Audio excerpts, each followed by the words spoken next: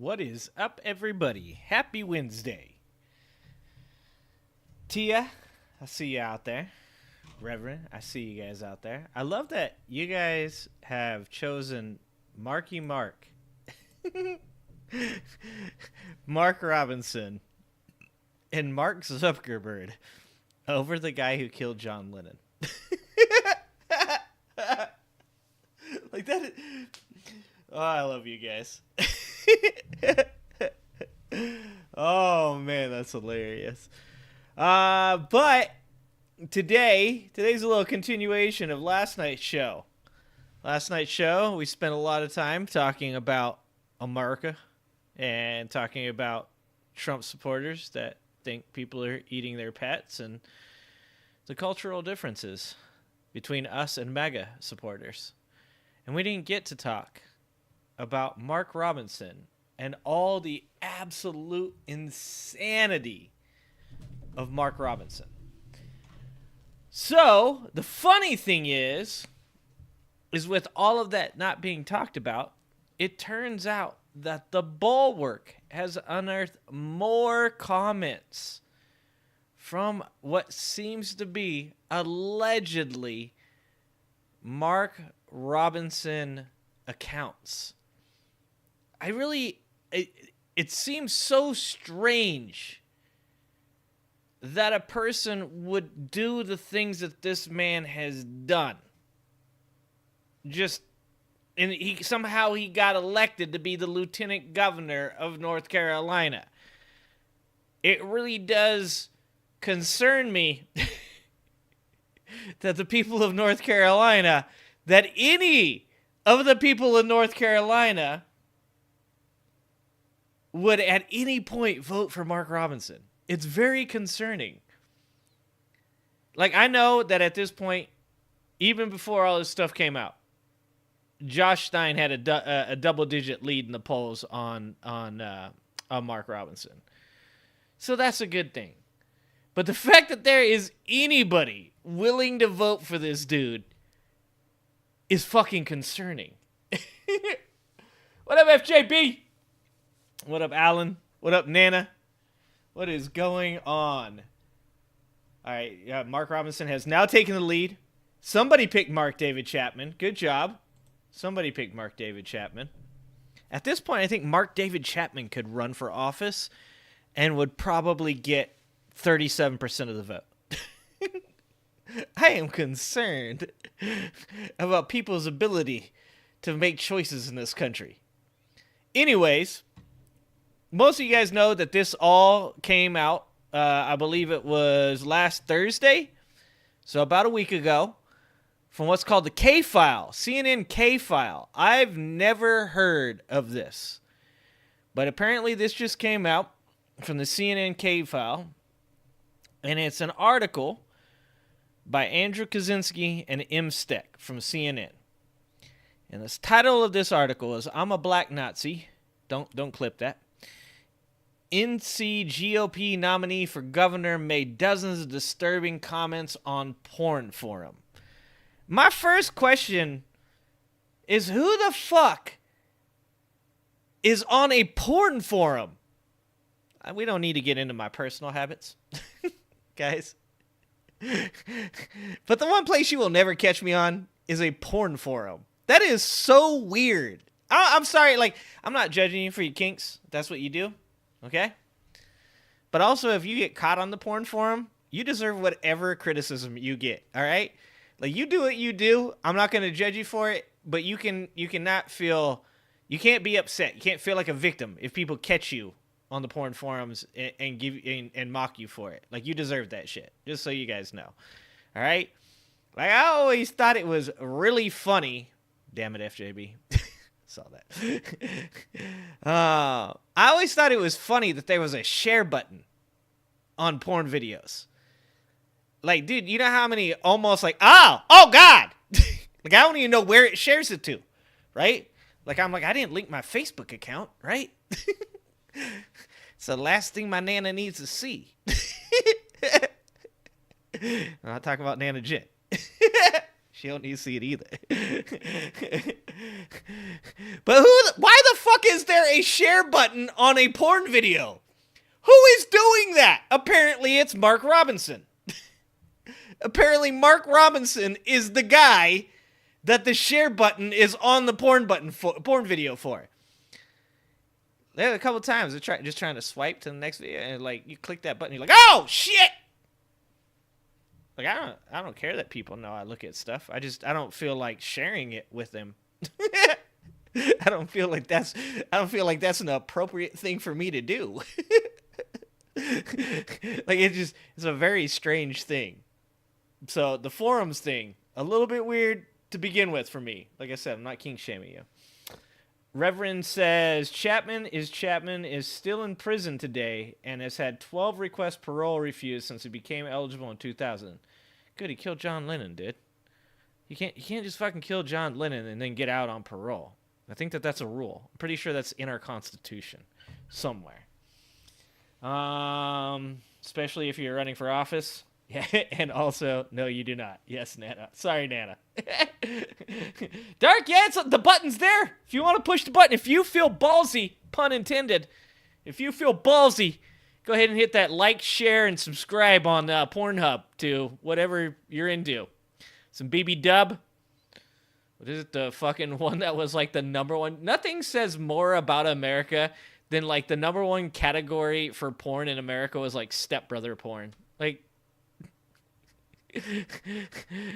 I've said this before. Nothing makes for a more awkward conversation than trying to get like your the person you're dating, your significant other, to get into some freaky stuff, and you're like, yo, let's watch this video, and they're like, wait, what's this video about? You're like, well, okay, first of all, don't read the name.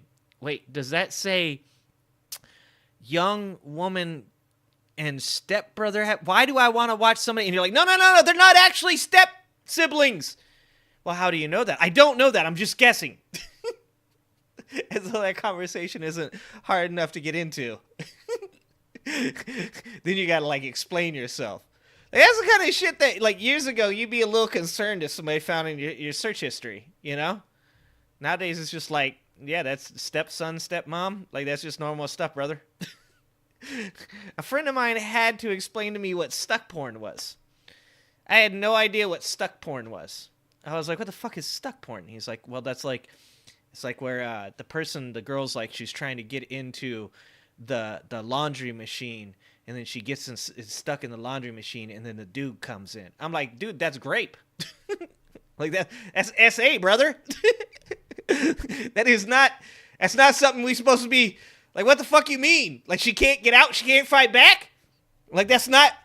He's like, I'm not watching it, I'm just saying, it's really high up on the list in the rankings. And I'm like, dude. You know who is watching it? Mark Robinson. Mark Robinson allegedly would be really happy to walk into a room and find you stuck in your washing machine trying to remove your laundry. I'm just saying, allegedly. Also, J.D. Vance would love to walk into a room and see a couch that perhaps was trying to remove its couch cushion covers from the laundry machine, and it had gotten stuck in it. Just imagine what J.D. Vance would do to that couch. Don't imagine that, actually. Please don't imagine that. I don't want to be the person that did that to you guys. I'm sorry for that. Oh, damn it. After the Diddy show, I already lost like half my subscribers after the Diddy show. After this show, I'm going to be lucky if I still have like 1,000. I'm going to be lucky if I still have enough subscribers to be monetized after this show. Oh, Jesus Christ. Republicans shut down Grindr during the RNC? Yeah, exactly. They want to act like they're not freaky. And you know what? You know what I say? I say let your freak flag fly. You like toes? Tell people you like toes. Well, don't tell people you like toes, but like just be real about it. Like don't come out and like hate on people for liking toes. Like don't come out and like try and limit people's access to toe porn. Okay, I don't know. Is that a thing? There probably is. Don't try and like act like you too good for the toe porn, and then behind the scenes, you watching people suck on toes. Okay, like just be real about it. Just be honest. Like that's the main problem with the majority of this stuff. Like let your freak flag fly. It's okay. Go out there and just say who you are. Let it fly, brother. I got big thumbs. All right, let's get into this because this is a long one. We're going to be doing this for a while tonight because there is a lot to talk about because Mark Robinson, he's not a very good person. And I don't have to say allegedly after that. I can verify for you that factually Mark Robinson not a good person. And we're going to get deep on that tonight, pun intended. All right, so the K-File story from CNN that started this all off on Thursday. Now, first of all, I want to point out something. Mark Robinson actually put out a video before this story was released. In that video, he called out that there were going to be certain things that someone said that he said. And though he couldn't completely deny it, he didn't say those things. It's 10 or 15 years ago, and there's a chance that those things weren't true. Now, just the fact that he was like waffling, he didn't just come out and just straight up say, I didn't say that shit. Like most politicians know. When you come out, you go, I did not have sex with that woman. Okay? You don't say, like, I mean, there's a chance, but it probably isn't, like, not really that I had sex with that woman. No, you come out and you say, I did not have sex with that woman. Okay? I did not in hell. All right? Like, that's what you say. If you're a politician, your first go is you step out and you say, I didn't do that shit. And the very fact that Mark Robinson, before this was released, was like, I did, probably not. You guys know me. You know me. You guys know what I'm about. That's what he said. That was paraphrasing. That was the gist of the video that he put out before the story came out. Y'all know me. You know I'm not about that life. Like, I hate that shit. People were like, what is this about? Okay, and then this story came out. So we'll read a little bit about it. Mark Robinson, the controversial and socially conservative Republican nominee for governor of North Carolina, made a series of inflammatory comments on a pornography website's message board more than a decade ago, in which he referred to himself as a black Nazi and expressed support for reinstating slavery. Now, the first thing I want to go into here is this video here, because I found this very ironic that our good friend Mark Robinson here got pretty upset that he was portrayed in a comic, or maybe it wasn't him, a black man, I believe it was him, allegedly, was portrayed as a black man wearing a Klan's hood. Very ironic to see. So we're going to play a little bit of this video. I want you guys to hear it. And Mark, don't let me speak for the man. Let the man speak for himself. That cartoon doesn't really bother me. What bothers me is the hypocrisy behind it. That's what bothers me. That you would portray a black man the hypocrisy. Just because he's in the GOP as a Klansman. That you would portray an American Indian woman. You know the funniest thing about this video?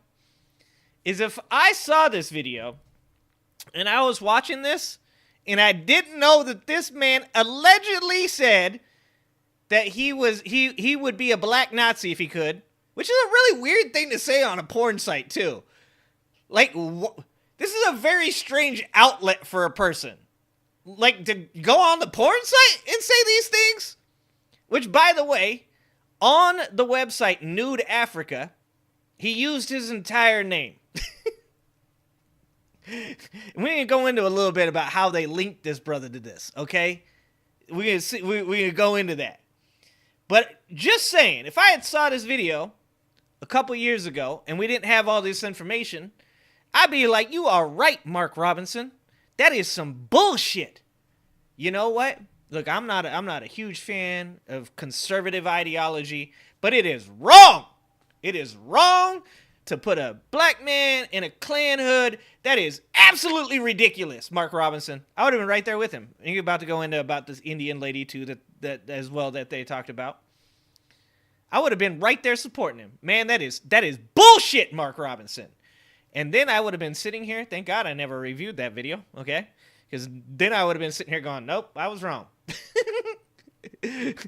This dude might own a Klan's hood. By the way, I'm in the Broken Badges and White Robes book. I'm actually in the part where the KKK decides that they're actually going to let minorities into the KKK.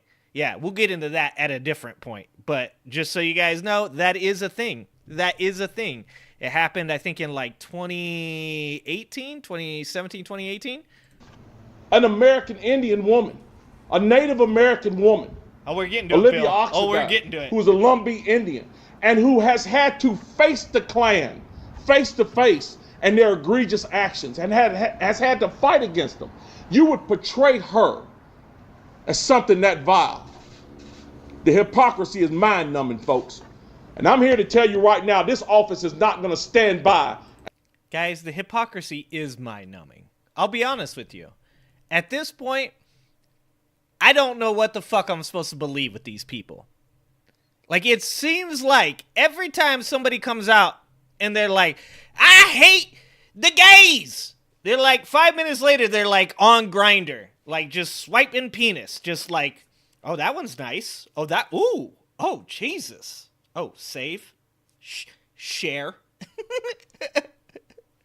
Like, there should be a point where one of these people actually is who they say they are, right? Like, at one point or another, I should actually be able to look at one of these people and be like, that dude is 100% not gay. Like, you should have just, like, why would you? Well, actually, I know why you do this. It's an easier route, right? You go on the right, you spew the hate, the anger, the vitriol, and they eat that shit up because they're also closeted. They're like, yeah, I'm gay too, brother. We'll be gay and hate gays together. How about that? Also, don't clip that. The hypocrisy is not mind-numbing. He is correct on that. Stand by and let it go by. And when I'm not going to go along to get along, I'm going to call them out on every time.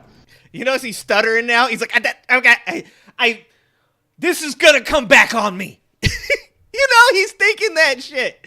You know, when you're saying something, you realize halfway through saying it, like the stuff that you said right before that was kind of hypocritical, and so you stumble a little bit.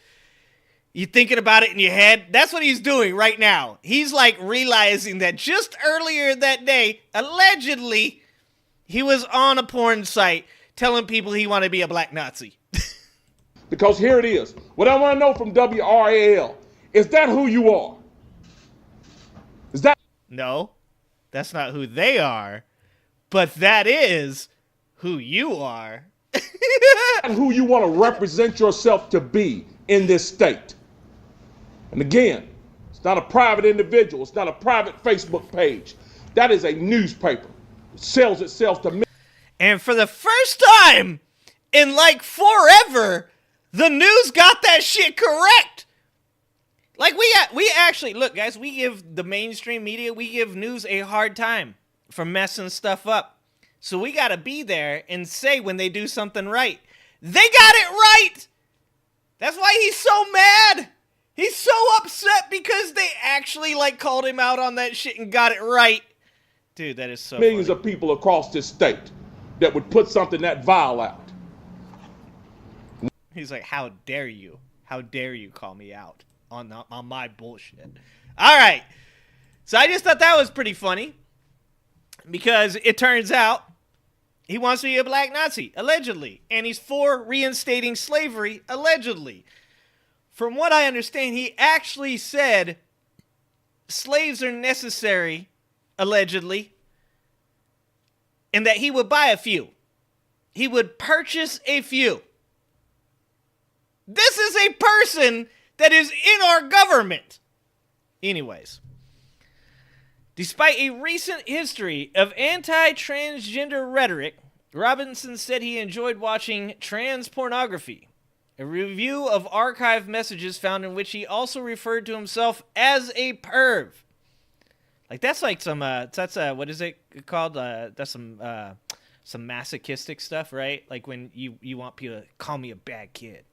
Tell me I'm a bad boy. Tell me I'm a perv. Tell me the stuff I like is nasty. That's what that says to me. The comments, which Robinson denies making, predate his entry into politics and current stint as North Carolina's lieutenant governor. They were made under a username that CNN was able to identify as Robinson by matching a litany of biographical details and a shared email address between the two. And that's when you know you're fucked. You know, when you come out and you're like, look, am I Black Nazi 69 420? No. Come on, guys. I'm not Black Nazi 69 420. That's crazy. And they're like, well, actually, your email is markrobinson3@gmail.com. Yeah, it is. It is. So that's actually the email for Black Nazi 69 420. And you're like, wow, that is weird. Wow. You don't say. They must have hacked me. How did they get a hold of my email? And they're like, sir. Sir, don't make us go to the video. And I just wanted to point this video out because I thought that was pretty funny. I thought that was pretty ironic for a guy to say these things about gender, about transgender people, in front of all of these preachers in a church. And yet he seems to have allegedly enjoyed the very sin that he was preaching about. Here's something else I'm not supposed to say. Ain't but two genders. Mm-hmm. Except for when you're watching porn. How many of these people do you think, after hearing about this stuff, feel like they got like baited, like they like betrayed by this dude? I'm gonna bet you money that the majority of these people are going to just like completely disavow that any of this it happened. No. Mark Robinson, he's a godly man. How many times have we seen this with priests? How many times have we seen this with Republican politicians now? I guarantee you that a high percentage of the people in this video will go, Mark Robinson's a good man. He's a good man. Two genders. Ain't nothing but men and women. And I can already see. How many of these priests you think are on the same website as he is? Allegedly. I think CNN should do a little more investigative work. We've got some people up there that seem real excited about what Mark Robinson is saying. I think that we might need to be matching up some emails to some usernames. Preacher for God, 69 420 transgenders. Are a sin. See WRL out there, they licking their pencils right now, trying to write fierce as they can. Get every word of this here. Get every word of this. You can go to the doctor and get cut up. You can go down to the dress shop and get made up. You can go down there and get drugged up. But at the end of the day, if you want to see some trans porn, you need to go on nudeafrica.com and hit up Mini Soldier. You were just a drugged up, dressed up, made up, cut up, man or woman. You ain't changed what God put in you, that DNA. You don't say.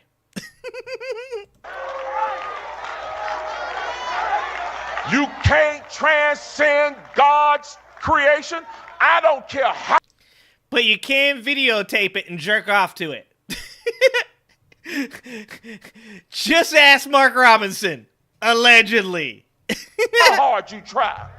The transgender movement in this country, if there's a movement in this country that is demonic and that is full of the spirit of Antichrist. So what does that say?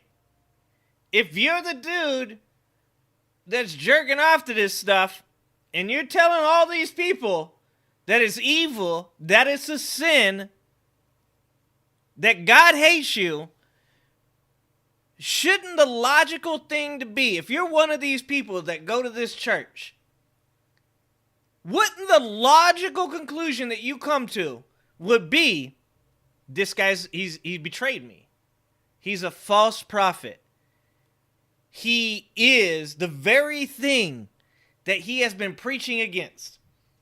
And I don't support any of his beliefs. I don't support any of this stuff that these people are cheering for. I don't support any of this stuff that he's preaching about.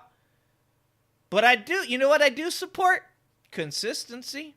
I mean, if you're going to be up there and you're going to say all that shit, then don't you think you should be punished? Don't you think that you should flagellate? Get up there and tell everybody about how you fucked up? How you fell for it? How Satan pulled you into this? At least that. They don't even do that much. They don't even do that much. Renee says CNN does need to go match more emails. I'm just saying. It seems like a good place to start. In this room, there are multiple leads.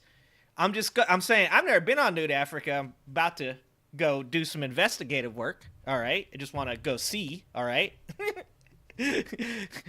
Also, that's a weird name for a porn site. Nude Africa. It sounds like some like National Geographic shit. I don't know. It doesn't sound like a porn site to me. But I'm just saying, be consistent. Be consistent. It is the transgender movement. It's time for grown-ups and time for Christians to start standing up and being unafraid to tell the truth. Yeah. Mark Robinson should 100% stand up and tell the truth. That would be pretty cool. Come after me if you want to. Oh, we are. God, I love when they do this shit. Oh, I love when people do this shit. Come after me, I dare you. Okay. Well, they coming for you now. Oh, man, are they coming for you. This is amazing. I don't care. You want my head? Here it is right here. Come on, come get it. I don't care because it's time for us to stand up. And I'm not afraid to stand up and tell the truth about that issue. Look at this room full of gullible assholes. Look at this shit right here. If you are in this picture, let me just say this in case one of these gentlemen happen to ever watch this video. If you're in this video nodding along with this hateful, angry, evil man, you're a piece of shit. You're a terrible person. And I hope all of your skeletons get exposed. I hope, you know what? It would make me believe in God if every person in this video that has a skeleton, that they're out here and they're hateful, they're angry, they want these people to go to hell, to be punished for being who they are. Oh, the karma would be so sweet. I would 100% become religious if that happened. I'm just throwing it out there. If you want to make that happen, I'll join the flock. They're dragging our kids down into the pit of hell, trying to teach them that mess in our schools. Tell you like this, that ain't got no place at no school. Nah, it's just on nudeafrica.com. I don't know if it's a .com. I'm going to guess it's a .com. 2 plus 2 don't equal transgender. He's like, that is not how you find it on nudeafrica.com. The way that you find it is by typing in dude with transgender. He's sweating. Dude, God is turning the heat on that man right now. The Lord above is like, motherfucker, I'm staring at you. I see you, bitch. He's up there just wiping the sweat from his head. He's like, sweet Jesus, I hope they never find my search history. Oh, my God. Fucking. It equals 4. You need to get back to teaching them how to read instead of teaching them how to go to hell. Oh, man. This man deserves every bit of mockery. This man deserves every bit of the hate that he put out being returned to him. He deserves it. And God, I love it. Oh, it fills my heart with joy to watch this. To watch this. How could it have happened to a better person? To watch the comeuppance of a person like this that has spewed so much anger, so much hate for people that have never done anything to him.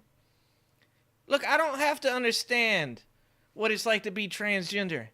I don't have to understand what it's like to be gay, to be okay with it. It just ain't me. It's okay. I don't have to be them to be okay with them. I posted something the other day from, I forgot the gentleman's name, but it was a tweet. And it was after that shooting in Georgia. And it said, you know what? It turns out that once again today, no kids died from being read books by a drag queen.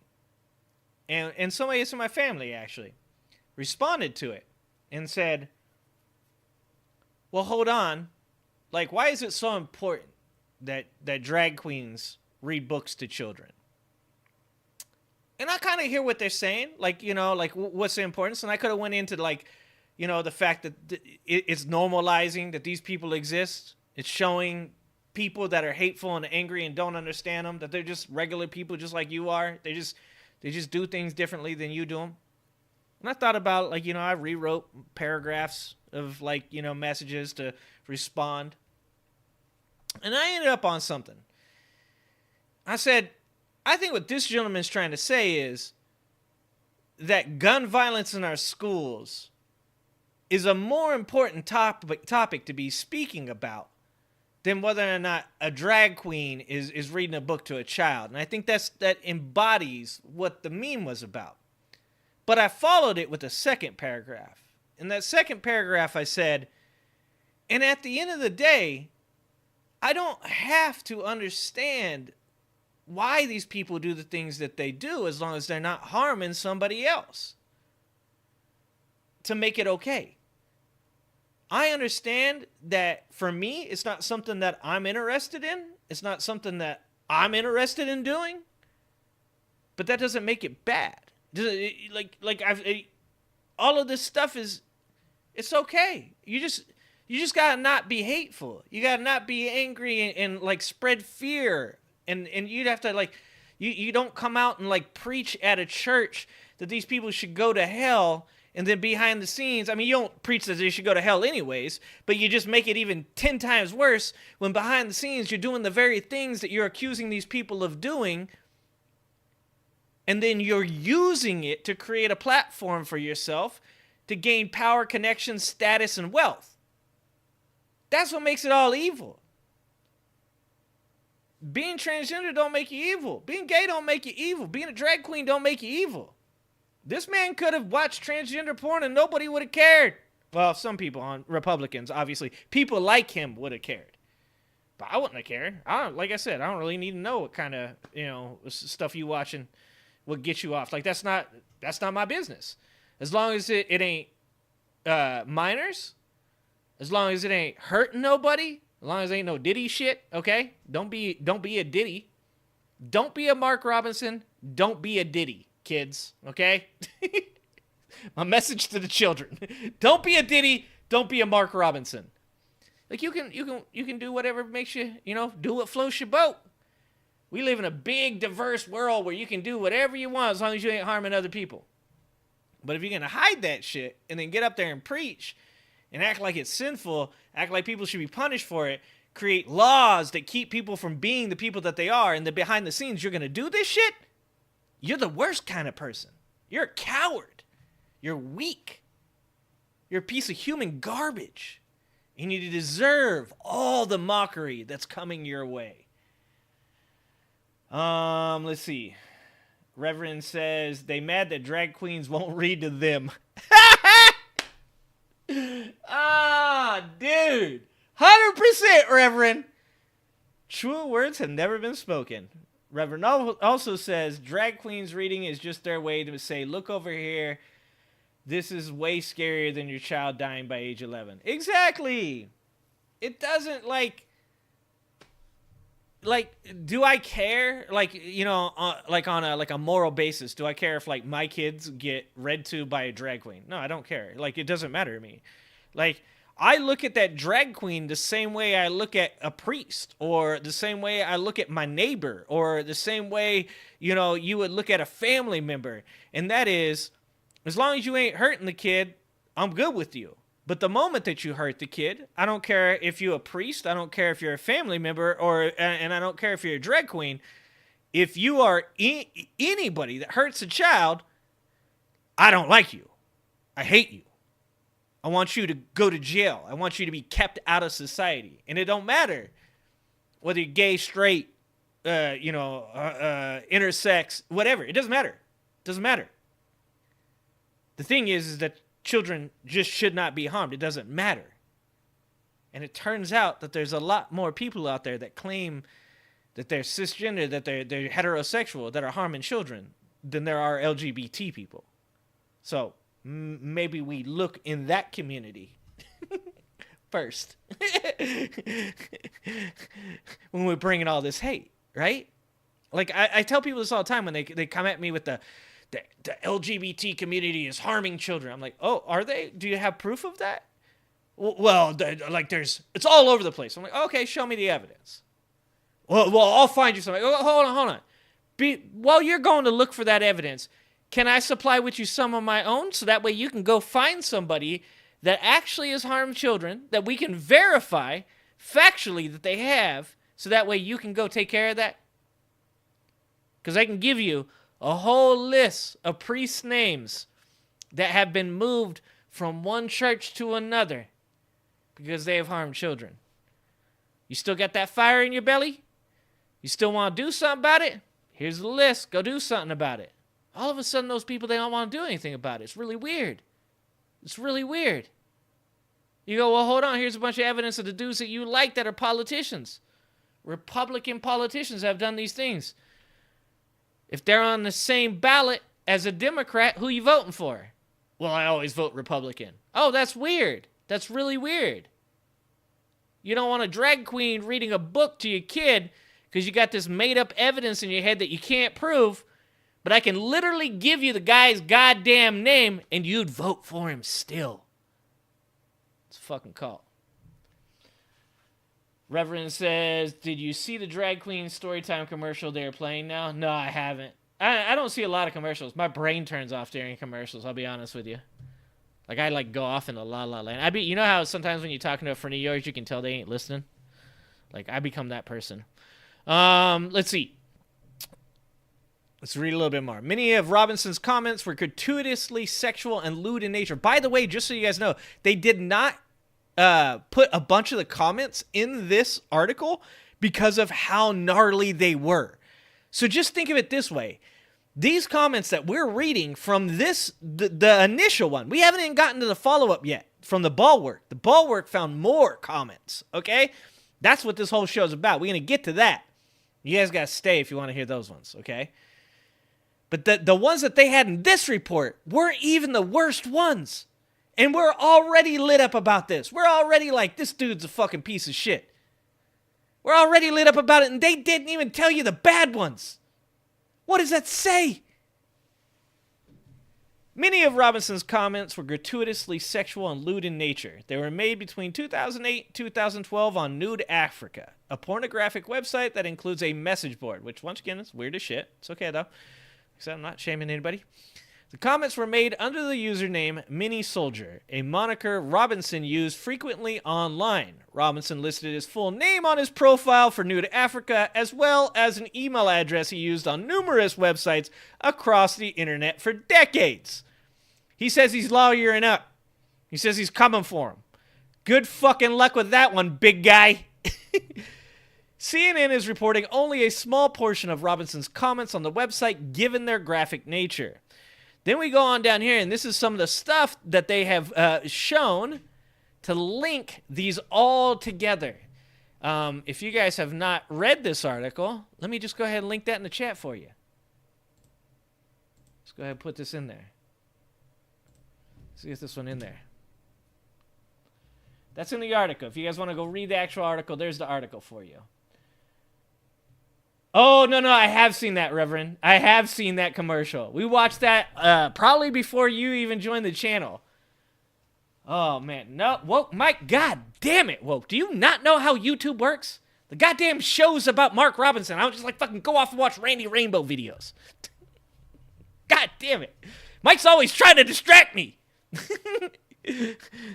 Fucking always trying to get me put an all of the above option. You just get called the Woke Mike Show now.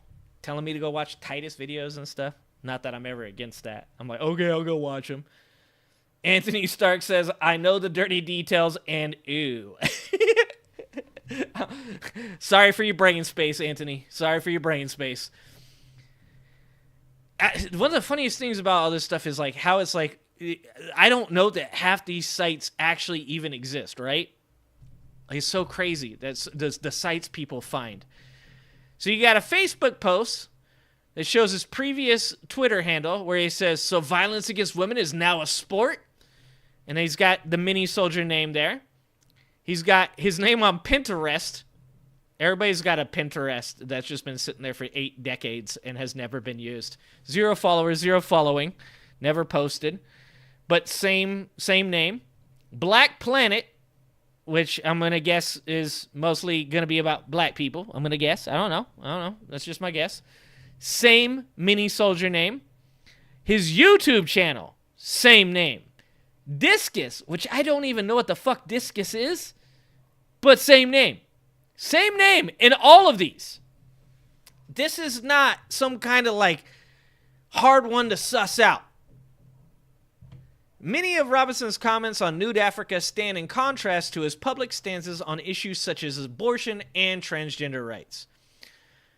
And that I wanted to get to. Because there's a couple videos. Once again, this is the internet age. These videos are everywhere. His hypocrisy is layered across the internet. This is the worst 7-layered dip of hypocrisy you have ever seen in your life. This is Mark Robinson speaking at a rally in Raleigh 2 years ago. 2 years ago. But they did. They came to me and they asked me, when you said filth, what did you mean? And I told them exactly what I meant. Now, I don't understand yet why they don't understand what I meant. How can you see pornography being delivered, presented, made available to children and it just you know at the end of the day, when they say stuff, they're saying it about themselves. And he's been saying a lot of shit that turns out he was doing. And I'm starting to get concerned about some of the other shit that he said. Not call it filthy. What is wrong with you, WRAL? What is wrong with you, DPI? Dude, they got to him. They got to him. They called him on this shit, and he's probably like, do they have the messages? Do they know? Do they have the comments? Did I know about Mini Soldier? Also, what does that mean? What does Mini Soldier mean? That is some weird shit. Also, that's like a Mark Robinson sex doll right there on the screen right now. There's a couple of Trump supporters. They're trying to find that right now. They're trying to find themselves a Mark Robinson sex doll right now. What is wrong with you, Josh Stein? What is wrong with you, Governor Cooper? Where are your heads? I can tell you where the eyes aren't. They aren't currently on a message board on Nude Africa talking about being black Nazis. That's where they're not at right now. Where are you to do your duty in protecting our children against this filth that is presented to them in our schools? You're so busy trying to be political and trying to be left-wing people who fly in a circle and so busy trying to be stars in your political party that you have forgotten Isn't it ironic? Don't you think? So there's him talking about that. And we could go on. I mean, most of these videos you can watch beginning to end. There is no taking shit out of context. I said this when I was talking to Lindsay Prather from North Carolina in my podcast interview with Lindsay Prather, who's in the House for North Carolina. I said, one of the things about Mark Robinson, which is really funny, is you don't have to take things out of context. He says these things. It's one of these new things about being a Trump supporter or being Trump adjacent is your ability to now just say whatever you feel and not be held accountable for any of it. You don't have to worry about it. No one's going to stop following you. They're still going to vote for you. Shit, you might become more popular. This is actually probably going to boost him. He might have been 15 points down. Now he's probably only like 11. Trump supporters are like, these are my people. I love this guy. Shit, he wants to be a black Nazi? Fuck, I join the gang, brother. Kiggy. I believe that's what the Klan says, right? So anyways, there was that one. Okay. And here's a really funny one. Because he also talked about abortion. Talked a little bit about abortion until somebody remembered that Mark Robinson had apparently paid for his wife to have an abortion. I'm Lieutenant Governor Mark Robinson, here with my wife, Yolanda. In recent days... Dude, look at Yolanda. Yolanda's like, I cannot believe I have to do this shit. Yolanda's got that, I can't believe I'm doing this bullshit again face. Dude, imagine being this man's wife.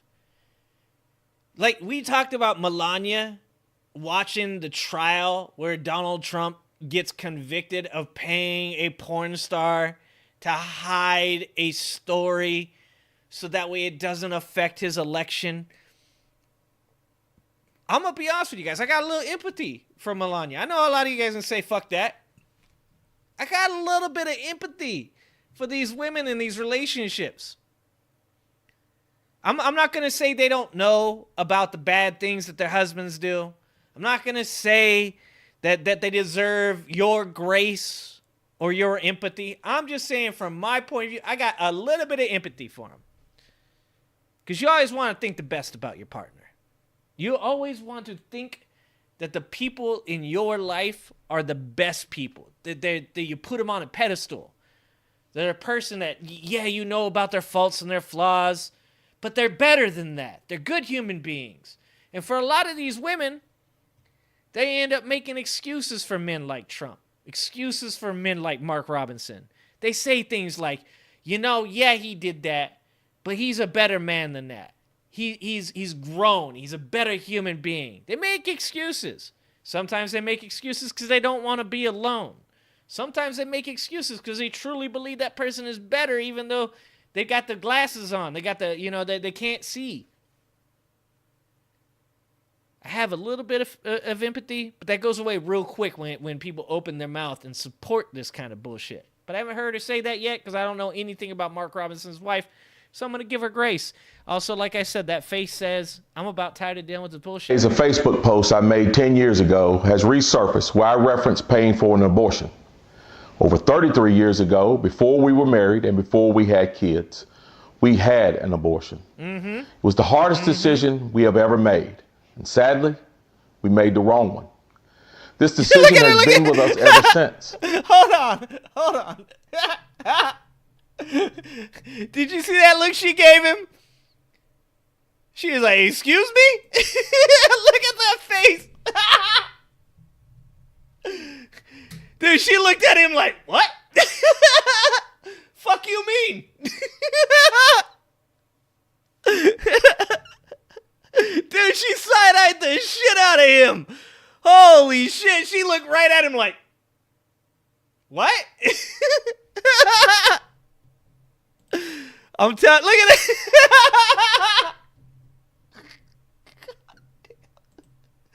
Oh, god damn. Yeah, she said, who you talking we? Oh, shit. Hey, the wrong one. Dude. This decision has been with us ever. Her eye did twitch. You're right, Reverend. Her eye straight up twitched, dude. Holy shit. Her eye straight up twitched, dude. The wrong one. Watch this shit. This decision has been with us ever since. It's because of this experience and our spiritual journey that we are so adamantly pro-life. We know what it's like to be in that situation, and we know the pain that an abortion causes. For everyone that has had this experience and carries that burden, we want you to know you are not alone. Furthermore, we have a safe... She's like, are you still talking? Can we stop now? Can we just get this over with? Savior who forgives us of our sins and offers us grace. No one is perfect, but no one is too far gone to be saved. We felt that... Is she going to get to say anything? Don't you think that this is really be something where she gets to talk? Don't you think that this should definitely be like something where like she like gets to like say like her part like that? Like, don't you think actually it would have probably been better if she was the one who said all this shit and not him? It's the need to speak with you directly because this issue transcends politics. Our hope is that by telling our story, that it may change the lives of others. Every time he says "our," dude, every time he says "we" or "our," she looks at him like, "You didn't say you were gonna say us." Oh no! Everyone who has reached out to show us and our family support, thank you, and may God bless you all. Dude, poor Yolanda. I don't know Yolanda. I don't know. Maybe she's not a great person either. But I can tell you this right now. Like she was not feeling that conversation. I think Yolanda got suckered into that. I think he was like, look, baby, look, I done said some stupid shit again. I'm so sorry. I know I keep fucking up, but you know I love you. I love you. Please, baby, don't leave me. I'm gonna have to go back to jerking off in porn stores while eating Papa Murphy's pizza. I'm not making that up. That was in an article. That this dude would visit a porn shop like 10 or 15 times a week, and he'd go into their back room where the videos were, and he'd bring pizza with him. This fat motherfucker allegedly was taking pizza from his job to the porn store down the street, eating it in the porn room, jerking off and eating pizza. I'm just saying, you gotta have some kind of class. You gotta be kind of like, I don't know, subtle about that shit a little bit. Like I don't want anybody to walk in on that shit. Like I feel bad. I'd be like, oh, I'm sorry. Not that I'm doing it, because hey, that's a natural thing. Everybody jerks off. It's all right. But I don't want anybody to walk in on that. I feel really bad. I'd be like, oh shit, you're gonna see that for the rest of your life. I'm a hairy ass dude, okay? It ain't a pretty sight, all right? Nobody wants to see that shit. I probably never told you guys this before. I'm gonna tell you guys this, and this is gonna be too much information for you. My wife's dog jerks off. All right? The little fucker has figured out how to use his arm, and he hops around in a circle when he does it. We had video of it because people didn't believe us. The dog has figured out how to do it. Now, I'm not judging him. I'm like, good on you, brother. Way to figure that shit out. Like, but there's a reason I'm telling you guys this, okay? Don't freak out. There's a reason I'm telling you guys this. Don't unsubscribe already, okay? He knows, and he waits until people leave. I mean, every once in a while, I'll be honest with you, he is a bit of an exhibitionist. If you take him to the dog park, he'll find a circle of people. He'll hop right down in front of them, and he'll start doing it. But when he's at the house, he understands the rules, okay? When he's at the dog park, he gets a little excited. Let's just be honest. It's a tough situation for him, okay? It's hard for him to keep it in. When he's at the dog park, he gets a little worked up. He does it in front of people. But when he's at the house, it's some of the funniest shit you've ever seen in your life. Because my wife will get up, she'll take the kids, she'll go pick up food or something like that. I'll get up to go to the bathroom or something, I'll walk past the door, and I see some movement out of the side of my eye, and I look over, and that motherfucker will stop and look at me. And I'm like, Roscoe. And he's like, fucking keep walking, bro. Why are you stopping and looking at me? That's all I'm saying. I'd have the same reaction. You got to have some kind of like, you know, you just can't be that out front with it. You can't like show up to the porn store with a pizza. It's fucking weird. It's weird. Okay? Yeah, all dogs do that, FJB. I'm saying my dog is more special than your dog, okay? Okay, all throat. All throat. Dude. All right, that might be different. Anyways, just one more hypocritical thing that this man has said. Oh, Jesus Christ. Publicly, Robinson has fiercely argued that people should use bathrooms only that correspond to their gender when they're assigned at birth. He also said transgender women should be arrested for using women's restrooms. He just, you know, he's okay with watching them in porn. He just, you know, he really doesn't want them using a restroom. That's, you know, it's an obvious line to draw. If you're a man on Friday night and all of a sudden Saturday you feel like a woman and you want to go in the woman's bathroom in the mall, you will be arrested or whatever we got to do to you, is what he said. He's fucking insane. Yet privately, under the username Mini Soldier on Nude Africa, Robinson graphically described his own arousal as an adult from the memory of secretly peeping on women in public gym showers as a 14-year-old. Robinson recounted the story as a memory he said he still fantasized about. I came to a spot that was a dead end but had two big vent covers over it. It just so happened it overlooked the showers. I sat there for about an hour and watched as several girls came in and showered, Robinson wrote on Nude Africa. Look, as a young man, you see a titty, you get excited. It's a whole lot different to be a grown-ass man telling people about the time that you peeped on women showering and still fantasizing about that shit. There's a clear difference. And that's why this dude's fucked up in the head. That's why this dude hates transgender people. That's why this dude hates gay people. That's why this dude projects so much of this shit on others, is because it's all inside him. And he just wants to let it out. And if he could have been on the left, he could have talked about some of these things. But the grift is a lot harder on the left. There's all these other black dudes already on the left. He's like, fuck. There's like 2 black dudes in the Republican Party. I could be the 3rd. That's a good ranking. Jesus Christ. He's doing more than eating the... Oh, I know he was doing more than eating the pizza. I got there. He said, I went peeping again the next morning, but after that, I went back, the ladder was locked. So those 2 times were the only times I got to do it. Ah, the memories. On other comments on Nude Africa, Robinson discussed his affinity for trans pornography. I like watching tranny on girl porn. That's fucking hot. It takes the man out while leaving the man in. And yeah, I'm a perv too, he wrote. All that could be clipped, and if you guys clip that, I'm going to be okay with it. I'll just be honest with you guys. That shit comes out like 10 years from now, and they're like, he said that he's into it. I'll be like, yeah, fuck it. Yeah.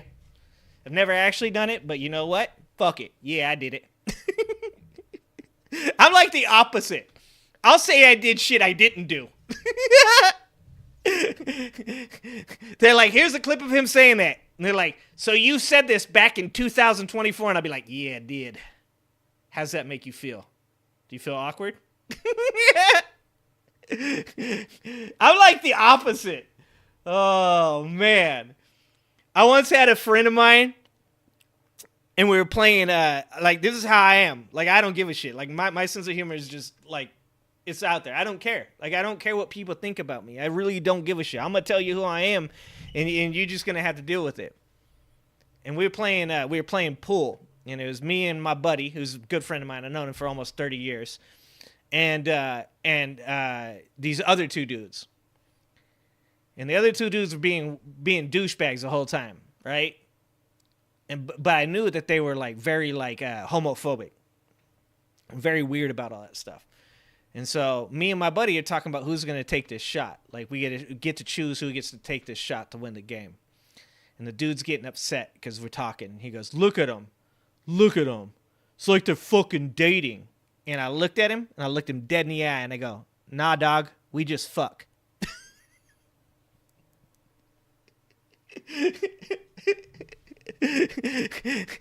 Mind you, my buddy was like, bro! What the fuck? But to see those two dudes go, oh, Jesus! I was like, yeah, take that. I don't fucking care. That's who I am. I don't care. You think I'm gay? You think I'm trans? It doesn't matter to me. None of that shit hurts my feelings. Because I don't have anything to hide. I don't care what people think.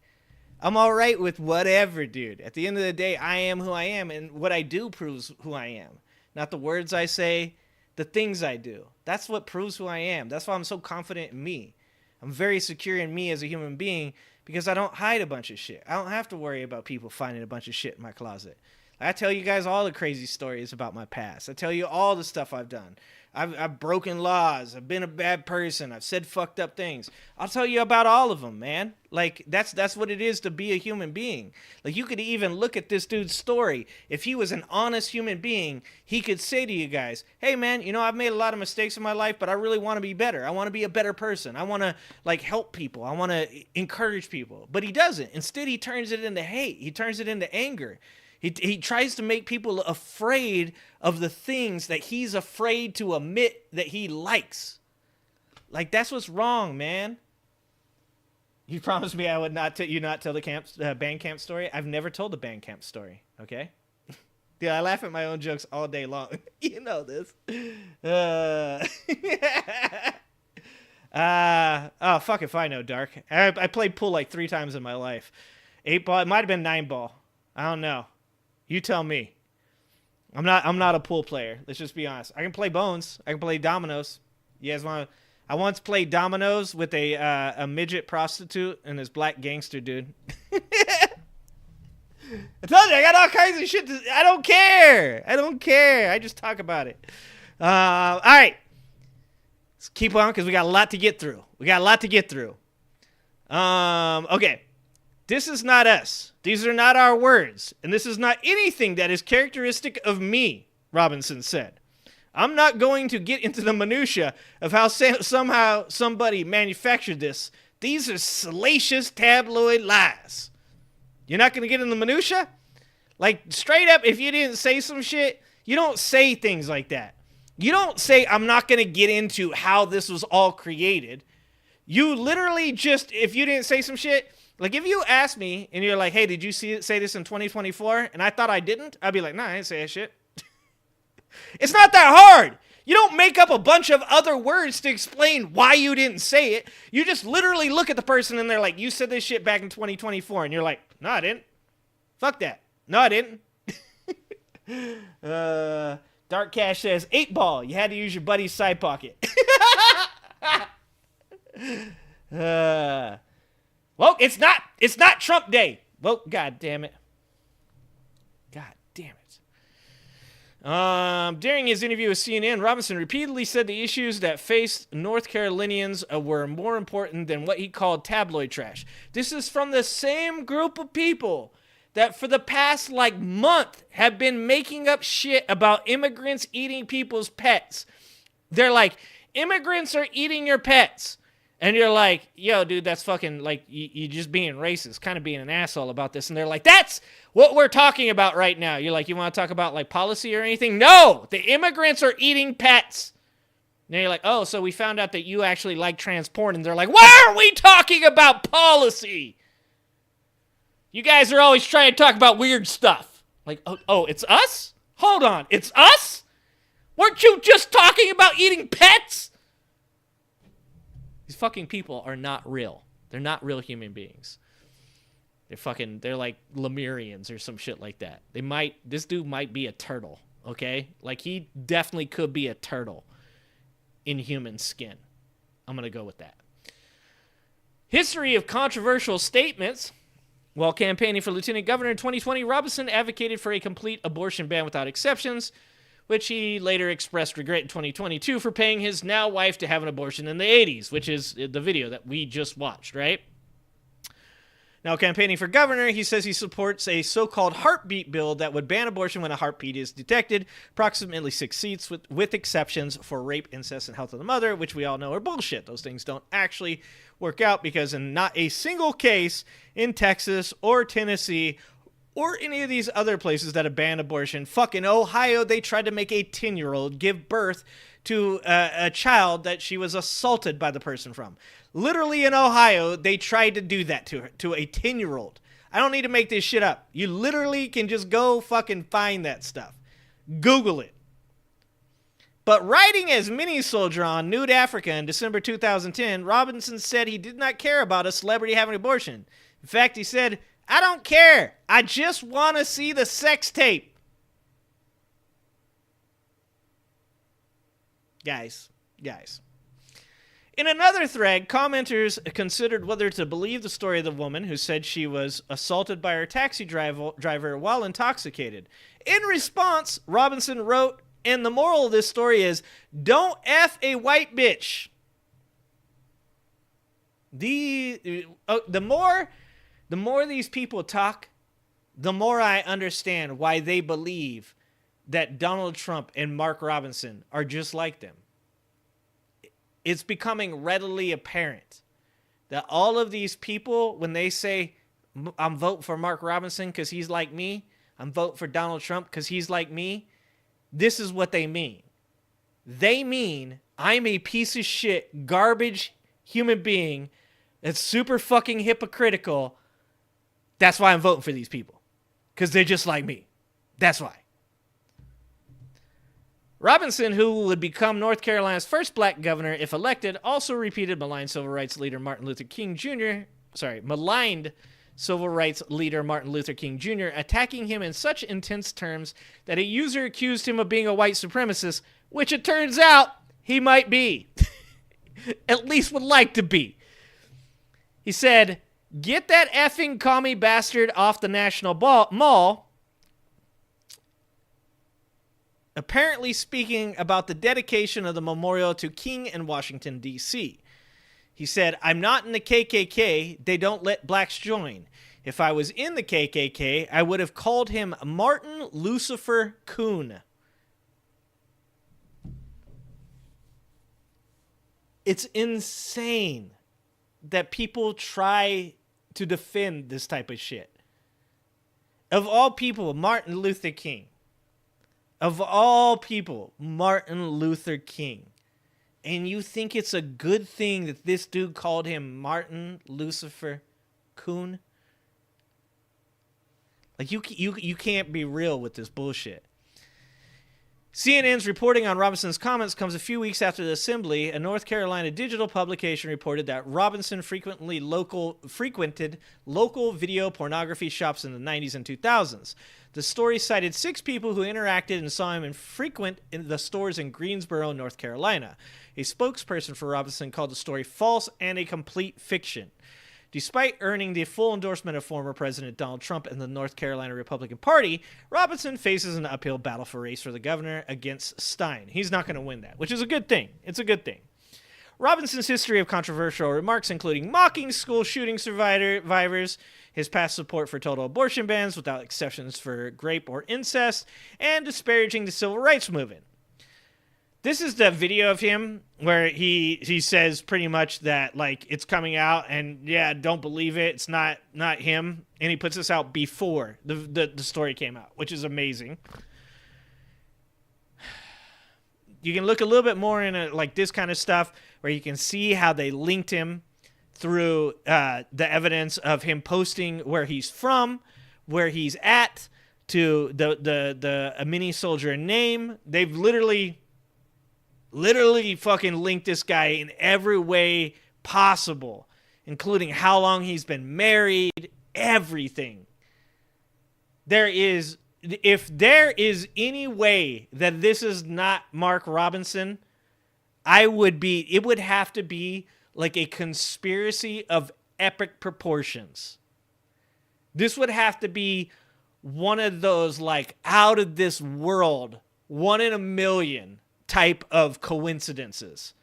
No way. No fucking way. This is dude, allegedly. Oh, shift right a couple inches. Okay, there we go. Sorry, I try to get close to I fall out of the frame sometimes.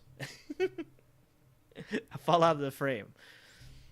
In a post in 2012, Mini Soldier said he served in the Army in the 1980s, during the same time period as Robinson. In his graphic comments detailing watching women in the showers in 2011, Mini Soldier wrote that his mother worked at an historically black college and university. Robinson's mother worked as a custodian at North Carolina A&T State University, an HBCU located in Greensboro. Both Mini Soldier and Robinson often posted about the same topics online, including reviews for remote-controlled helicopters, their attraction to specific celebrities, and their favorite Twilight Zone episode. Can you see being in court and you're trying to prove defamation, and the fucking lawyer across from you stands up and goes, hey, Mark Robinson, what's your favorite Twilight Zone episode? And he's like, God damn it! Oh, man. The email address associated with Mini Soldier on Nude Africa was also used by Robinson elsewhere online and social media. On the commenting platforms Discus, a user who joined in April 2011, features Mark Robinson's photo under the username Mini Soldier. Usernames and email addresses from Discus were publicly leaked online in 2017, according to the company. CNN confirmed that Robinson's username Mini Soldier on Discus shared the same email address as the one used on Nude Africa. Robinson's Discus page is also linked to the black social networking site Black Planet. The web archive shows a user named Mini Soldier described themselves as 40-year-old in February 2009, the same age as Robinson at that time, and living in Greensboro, North Carolina, Robinson's hometown. You can just look through all of this stuff. Who the fuck says frog's fat ass? Marcus Robinson. Marcus Robinson says, I don't give a frog's fat ass about Bill Cosby or Mike Brown or Ray Rice or that heifer who talked smack about Obama's kids. I really don't give a frog's fat behind who Serena Williams married. I mean, 2 shakes. I've seen people say 2 shakes before. Gaga maggot. Facebook needs to do something about these whore profiles. Craigslist ousted them. Facebook can do it too. Hashtag Gagamaggot. Like, these are very, like, strange things that, like, only this dude says. And also, once again, that's just projection. They have to do something about these women on Facebook because they're scantily clad and they're making me want them. It's their fault, it's not mine. Mark Robinson is a terrible human being. I'll have to say allegedly after that. Dude is a bad person. Dude is a bad person. In the pornographic forums, Robinson revealed his unvarnished thoughts on issues such as race, gender, and abortion. Once again, what a weird fucking place to be sharing your thoughts on race, gender. I guess abortion would be semi-contextual. I mean, it seems like a weird place to talk about abortion still, but I guess you could kind of form some kind of parallel. Jesus Christ.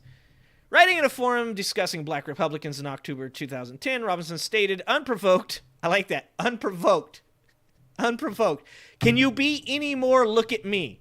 I'm a black Nazi. That same month, Robinson wrote in another post that he supported the return of slavery.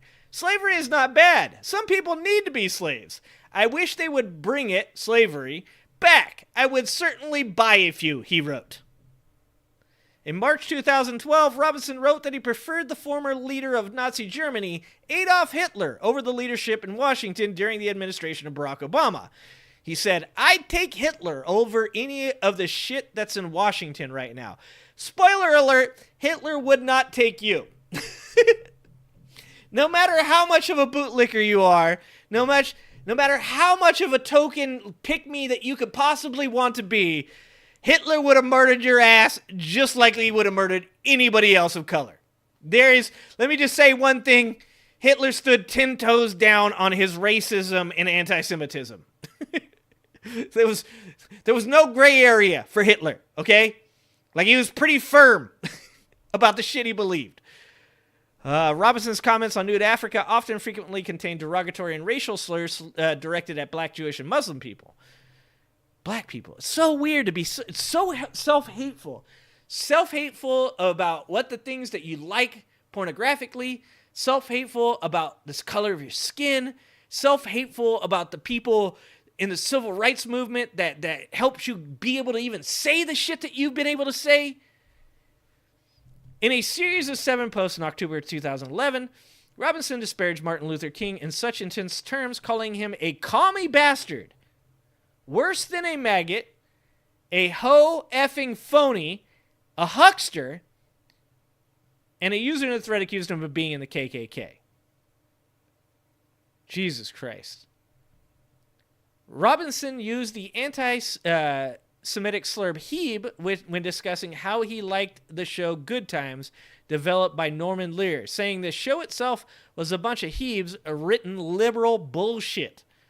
While discussing the Taliban, he referred to Muslims as little rag-headed bastards and said that if Muslims took over, liberals would be the first ones to be beheaded.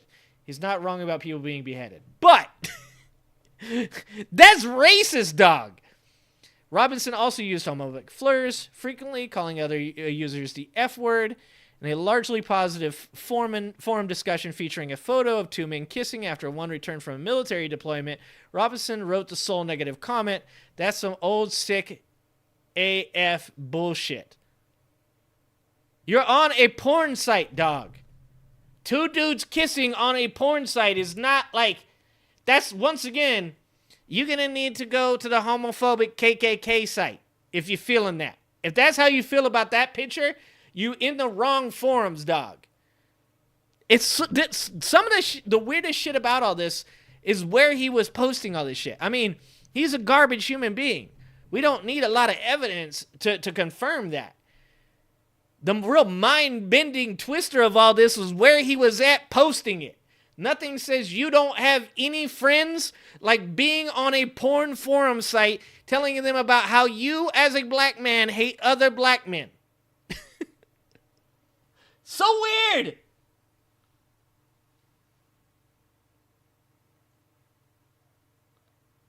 Yeah, he's just a bad person. Oh, man. What up, Bucket? Yeah, Bucket knows. Good call, Bucket. What up, Fatty? Fatty's here just in time for this shit. Well, Mike, this is the first time you've heard about it? You were behind, AJ. That's probably proof he did meth. It's probably proof. You're probably correct. Let's just hear one more hypocritical. We're going to listen to one more hypocritical bullshit clip from August 2022 where he's talking about the woke left and the blue-haired freaks that he jerks off to. Because we all know that's what he does to this. This video is not going to make any money, by the way, guys.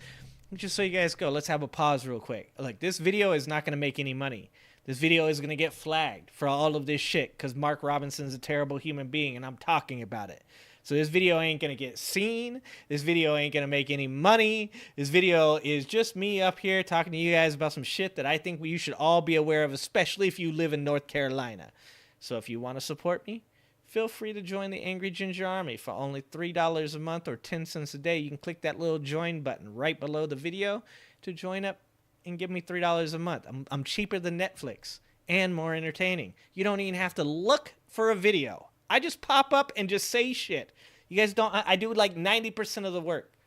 For 10 cents a day, you can support an Angry Ginger, okay? You can also super chat. A lot of people super chatted last night. I appreciate you guys so much for that. I love you guys. Or you can go to my website, progressivematters.com/home, and you can go to my bonfire account, get yourself a sweet-ass sweatshirt, get yourself a sick-ass shirt, or you can donate to me on PayPal at the same progressivematters.com/home. You can go there, you can click the PayPal button, and you can give me a little bit of donation money. Don't give it to Mark Robinson. Give it to me. I promise you guys, all my skeletons are already on YouTube. You guys don't have to worry about it. And I don't care what these communists say. I don't care what these socialists say. I don't care what these blue-haired freaks say with a tackle box in their face at the college campus. This is the greatest nation on earth, and it's all... What the fuck does that mean? With a tackle box in their face. What does that mean? Somebody help me out there. Because of God. He's the one that made it possible. So we give him thanks first and foremost. Do you think God ever gets like upset? How like, I mean, obviously the biblical God does, because he straight up like flooded the earth and like killed everybody but Noah and like 2 giraffes and a couple of lions, and I'm still trying to figure out how Noah and a bunch of animals repopulated the earth. That's kind of a strange thing, and now I'm starting to think about that, and that's weird. Like there was nobody else on Noah's ark, right? It was just Noah, right? Anyways, it does seem like he gets upset. You would think that God, every year when CPAC rolls around, God is like, dude, not again. Can you guys fucking stop? Please? What the fuck, guys? Like, I would think that God would, like, looking down on this, be like, do you not think I see you when you're on Nude Africa? Do you not think I see you when you are watching porn in the back of the porn shop while eating a pepperoni pizza from fucking Papa Murphy's? Like, you don't, do you think I don't see this shit, Mark Robinson?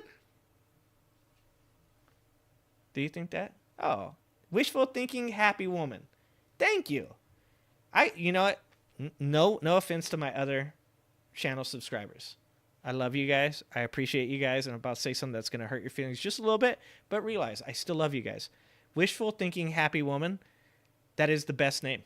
And I am proud to have you in the Ginger Army because it directly offsets the Angry Ginger. Okay. One side, you got the Angry Ginger, and on the other side, you have a wishful thinking, happy woman. It's literally like my real life. On the one side, you have a really angry ginger that tells people what he thinks all the goddamn time because this isn't a character. This is literally who I am in real life. And on the other side, you have my wife that goes, stop it. Stop it. So embarrassing. And she's like the nicest human being you'll ever meet in your life. She's like the most empathetic, sweet human being you will ever meet in your life. And then she married me. Thank God that there was a wishful, happy thinking woman. Slayers of you, angry gingers. You can't have more than one angry ginger in a place at a time, though. That is how you get shit burnt down, okay? Like, we will burn things down just for fun. It will happen. Okay. So, we're going to get to a couple other things here. But this is the reason for tonight's show. Because I came across this. This just came out today. Today at 10:51, North Carolina Newsline, conservative-run website, claims to have unearthed more online Robinson comments. Now, for those of you that like Tim Miller, who is a former conservative, who isn't exactly aligned with Democrats, but he does go on like Brian Tyler Cohen's show. He does talk a lot about like the problems in the conservative party. I don't know what his political beliefs are, policy-wise and stuff are, but he seems like a really intelligent, good human being. Just period. Just seems like a good person. He's on the ball work. So I'm going to imagine that there's going to be a video, if there has not already been a video about this put out. The Bulwark, a national news and commentary website run by veteran conservative journalists, political strategists, and commentators, including William Crystal, founder of the now-defunct Weekly Standard, is reporting that it has unearthed more online comments posted by North Carolina Lieutenant Governor and Republican gubernatorial candidate Mark Robinson in the years prior to his political career.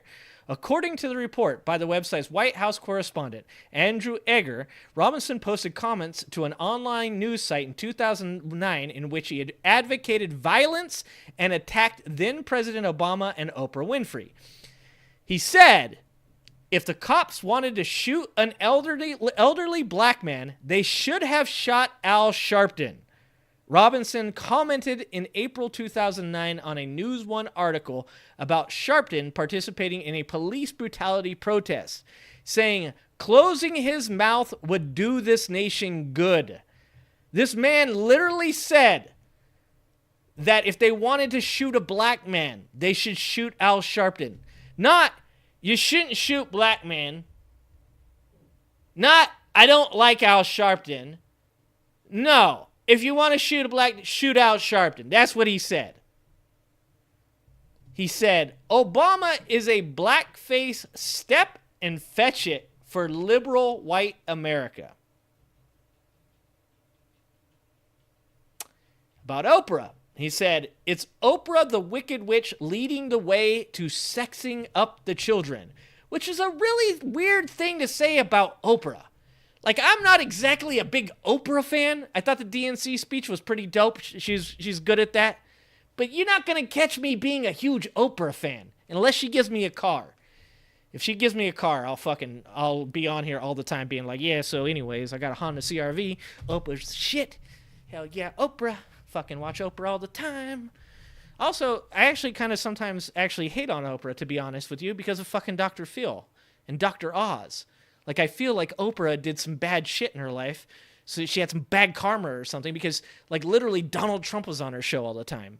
Fucking Dr. Oz is on her show all the time. Dr. Phil was on her show all the time. If anything, I'm probably not going to defend Oprah and the charges, but the last thing that I would ever say about Oprah was that she was sexing up the children. That is such a strange thing to say. Like, of all the things you could say, you could literally be like, she had Dr. Oz on his show, who peddles snake oil. You could be like, she brought Dr. Phil on his show, who apparently fantasizes about immigrants on the border with six-packs and military jackets and military boots on coming across the border to take over America, brother! You could definitely call her out for that shit. But children? Like, look. I know there's a lot of weird conspiracy theories out there about Oprah and her skin, okay? And how she maintains that perfect skin. First of all, black don't crack, okay? That's the actual explanation. It ain't nothing to do with stem cells. It's just that black don't crack, okay?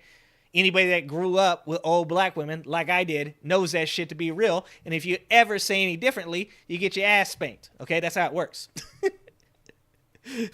Some dudes are into that, Mark Robinson. But I would leave my children with Oprah, okay? Fuck, my children would probably leave me for Oprah. My children would literally be like, we'd rather be with Oprah. She's giving away Honda CRVs. I'd be like, yeah, I fucking understand it. Also, I'd probably say to my wife, I think I'm going with Oprah. If my wife doesn't already say she's going with Oprah, now we're all living with Oprah. Somebody make that shit happen. I'm just saying. Like, of everything, of all the things that you could accuse Oprah of, that shows how full of shit you are. That's where you went. The report says that it uncovered the old comments, which it says were posted to the website news1.com. Through an archive of old comments made on sites built with the content management system WordPress. Plugging Robinson's personal email address, the same one that multiple outlets have reported on in recent days, into the archive, we were able to find his now infamous Mini Soldier username and the comments he left. Who uses this? Okay, not like I'm not an expert at this, but who would use the same username on all these websites? Like, dude, like, my fantasy football team has a different name every year. Every year. This year it's This League is Rigged, and I'm 0-3. I either got bad karma for putting Trump as my fucking pitcher, or This League is Rigged. Fucking cheaters. They're stealing the fantasy football championship from me. That's how I feel right now, guys. Fucking getting into it. Anyways, I'm just saying, like, who uses the same username across all websites? What is wrong with this man? Goddamn right, wishful thinking. Black don't crack. Okay? In a statement to the Bulwark, Reverend Sharpton said, this is... Oh, yeah. Okay. This kind of the setting up of this article is a little strange. In a statement to the Bulwark, Reverend Sharpton said, "This is a long line in despicable, self-hating, anti-Semitic rhetoric from a man who enjoys the support of Donald Trump and the Republican Party. Now his candidate in that state has suggested cops shoot me instead of some other victim. It's clear that someone's life is expendable to them, especially if you disagree on the issues." And the thing about this is, once again, I'm not like some kind of huge Al Sharpton fan. There's shit that Al Sharpton has said that I like roll my eyes to. There's things that Al Sharpton has done that I'm like kind of full of shit sometimes. But I would never, ever in my life say that the dude should be shot by police officers. That's like beyond belief considering where I come from. Like the understanding of like the people that I grew up with and the shit that they dealt with. The last thing that I would ever say is that I think that they should shoot some dude, some black dude. Like, it's fucking insane that a black man would say that about another black man. If you told me Donald Trump said this shit, I'd be like, yeah, that seems about right. That's Donald Trump's, that's his brand. Jesus Christ. The report comes less than a week after CNN reported that Robinson had made a series of cringe-inducing comments on a pornography website under the same online alias during the same general time period. The tenor and tone of the comments reported by the Bulwark appears to be similar to those of previous controversial public statements Robinson has made, both prior to becoming lieutenant governor and during his term in office.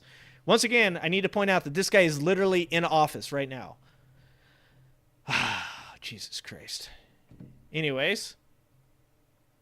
So it doesn't stop, and it's going to get worse. I'm going to be honest with you guys. This situation is going to get worse for Mark Robinson before it ever gets better, and I'm fucking here for this, okay? This is amazing. No, Rolling Stone, you can't show me. So these are some of the things that Mark Robinson has said over the years. I thought I would just read for you guys a couple of the things that he has said over the years that is absolutely insane. And by the way, yes, this is a person that Donald Trump has supported by calling him Martin Luther King on steroids. How fucking ironic is this? Does Donald Trump ever look into anybody that supports him? Or no, what am I saying? Of course I know this. No, he doesn't look into it. He's just like, they support me, they're good people. Dude, he said Nicky Jam was a hot woman while introducing Nicky Jam, who is a Latino man, onto the stage at his own goddamn rally. You telling me he never saw Nicky Jam? Like, he didn't walk past him in the hallway? I can't help myself but to believe that Donald Trump is the type of dude that says all Latino people look the same. Like, Donald Trump is just like, oh, cool, hi, nice to meet you. Anyways, make sure the framing on the door needs to be finished. You guys, last time you guys were here, you guys didn't finish the framing. You didn't finish it. Wait, you're not on the construction crew? Oh, okay. Can you go get me a water? Like, I'm pretty sure Donald Trump didn't know Nicky Jam was Nicky Jam. I'm pretty sure Donald Trump was like, that guy that's on the waiting staff sure did talk a lot to me. They all like me. The Latinos really like Donald Trump. Like, he said this dude was the Martin Luther King on steroids, while this dude was saying that Martin Luther King was a commie. You can't make up how weird these fucking people are. They're insane. Okay, anyways. Let's talk a little bit about what Mark Robinson said, okay?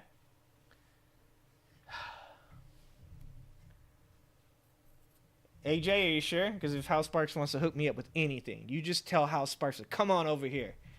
Bring his ass on over here. And we will definitely, whatever filter he wants. Trump gave Nicky Jam a trans surgery at his rally in front of 8K people. It was the largest rally to ever see a trans surgery before.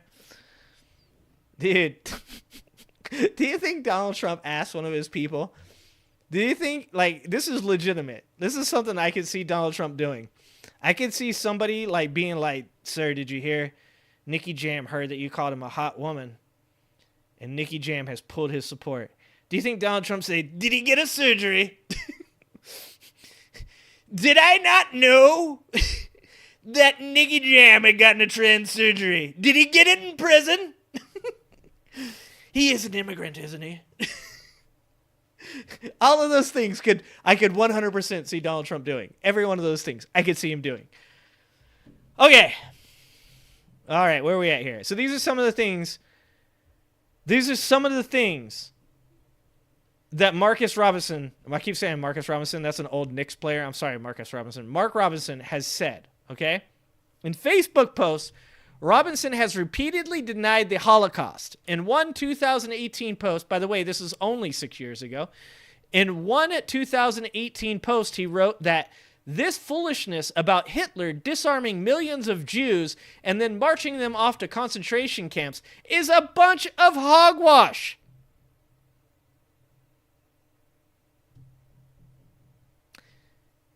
Some people just shouldn't be allowed to have social media, right? Like, shouldn't there be, you know those CAPTCHAs? You know how they keep the robots from taking over? That you got to, like, pick the pictures? Like, you got to pick, and half of us fell at those multiple times, myself included. I think that social media should have the same test, right? Like, if you can't answer a certain number of questions in a way that proves that you're not mentally ill, like, you should, like, here's the thing. This is it. Guys, brilliant fucking idea, guys. Don't take this shit from me, okay? A social media website, right? When you log in to go into your social media, it asks you a certain number of questions that will prove whether or not you are sane, right? Okay? And it can, like, tell whether or not you got ChatGPT up in the background or something like that. Like, it checks for other windows being open, automatically disqualifies you. But here's the thing. When you answer the questions incorrectly, it doesn't just keep you out of the website. Instead, it just blacklists you. It puts you into a dark social media site. Like with a bunch of like AI generated bots and shit that like your posts and shit like that. Like you post some dumb shit like this on Facebook. You're like, that whole shit about Hitler and the Holocaust was hogwash. And his post goes out and like, and here's even better. Like they could just like overdo it, right? Like 10,000 bots could like your shit and you're like, wow, I am so good at this. They love me on here. They like comment shit like, hell yeah, brother, KKK. Do you want to join up? Here's a phone number. Shit like that. Have like an automated thing where you call it and they're like, yeah, well, you're part of the group now. We're sending your card in the mail, brother. I think that would be fucking brilliant. Either that or when you post shit like that, it sends you to a conspiracy social media website. Like it's you and the other 200 people that believe this dumb shit. Like that way we can like kind of like, we can cordon off the craziness. Like just move it over to the side a little bit. Just so it's like off a little bit. Dude, Danny, I'm just saying, if you do want to steal my idea, as long as it happens, like singlefarmers.com. Oh, man. Somebody, I don't care, steal that shit from me. Like, just make it happen. Please, save society. Please save society. On the Black Panther, of all movies, and by the way, when I first watched the Black Panther, this girl was telling me about Black Panther, and she was like, dude, it was so boring, and I was like, you just don't like black people. I was actually kind of mean about it, because at that time, there's all these people that are coming out saying, like, Black Panther was too woke and all this shit, and this girl came to me, and she was like, it was kind of bad, actually, and I was like, you just don't like black people. And then I went and watched it, and I fell asleep. I shit you guys not. It was after a long day at work, but dude, I wasn't a fan. I wasn't a fan of Black Panther, and I fell asleep during it. I'm just going to admit that before I read this comment, just so we get that out in the open. No skeletons, guys. No skeletons. Out and open, I fell asleep during Black Panther after giving a girl a hard time for not liking it. Shortly after its release, Robinson took to Facebook to author an anti-Semitic screed about the film. Ooh, sweet. I'm safe. I didn't say anything anti-Semitic. It is absolutely amazing to me that people who know so little about their true history and refuse to acknowledge the pure sorry state of their current condition can get so excited about a fictional hero created by an agnostic Jew and put to film by satanic Marxists. How can this trash that was only created to pull the shekels out of Schwartz pockets invoke any pride? Damn, son. This is what I'm saying. They pushed the envelope way too fucking hard. I just made a joke. I was just like, that's because you don't like black people. Like that I thought I was being edgy. I thought I like threw that one out. Like I was like, gotcha. Which she of course rolled her eyes at me and was like, just go watch the movie, you fucking idiot. And I was like, oh yeah, sorry. This dude straight up went there with that. Holy shit. Ads keep showing up in the comment section? Really? Are there ads in my chat? Is that true? I've never seen that. Black Panther was awesome. I'm sorry. Like, look, I have a soft spot for the Black Panther, dude. Like all those people that like hated on dude and were like saying that like he was a prima donna because he had like a massage therapist at his movies with him, and then it turns out the whole goddamn time the dude was hiding the fact that he had cancer. Like, dude, like that's one of the saddest stories to find out that dude had fucking cancer the whole goddamn time, and people were hating on him because they thought he was a prima donna and there was a dude there massaging him. And really, it was because his ass was going through like chemotherapy and shit like that. I forgot who it was that said that they were the one that like treated him really badly because of that. Crazy story. Anyways, yeah. Yeah, they've been happening ads in chat. That is so weird. Dude, the costumes were off the hook, tell ya. And look, like it was a cool story. The villain was pretty cool and stuff, but like I don't know, guys, I'm more of a Wolverine dude. All right, I'm gonna be honest. I like my comic book movies to be mildly violent. All right, I'm more like a Deadpool Wolverine comic book guy. Okay, like I actually, dude, check this shit out. Check it out, guys. Bam. Okay, right here, right next to me. Okay. See what else we got right here. Bam! Oh, you guys can't see half of these because of the green screen. Look at that. The Hulk, you can see right through the Hulk. See right through the Hulk's green ass. Hulk's green ass just invisible, all right? I bet I have a Black Panther comic over here somewhere. It's a stack next to me, guys. It's a stack. See if I can find one in here. Oh, dude. Morbius. Have you guys seen Morbius? I never watched Morbius because they said it was terrible. What other ones we got here? Dude, I got a wild hair up my ass like a year or two ago and just kept buying comics online. Like, dude, I had to stop. Like, I would just buy the comics and like you could get 10 and they were just like fake ones. Or not fake. Yeah. Okay, I got Turok. That's a hologram and stuff, guys. That's a hologram. Anyways, I swear to God I have a Black Panther over here somewhere. Okay? I swear to God. I know one black person for sure, okay?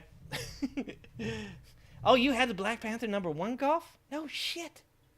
Dude. I love me some comic book movies, okay? Okay? I just, I wasn't a fan of the movie. I'm sorry. All right. Okay. Anyways, we're going to get off that before I'm becoming too apologetic up here.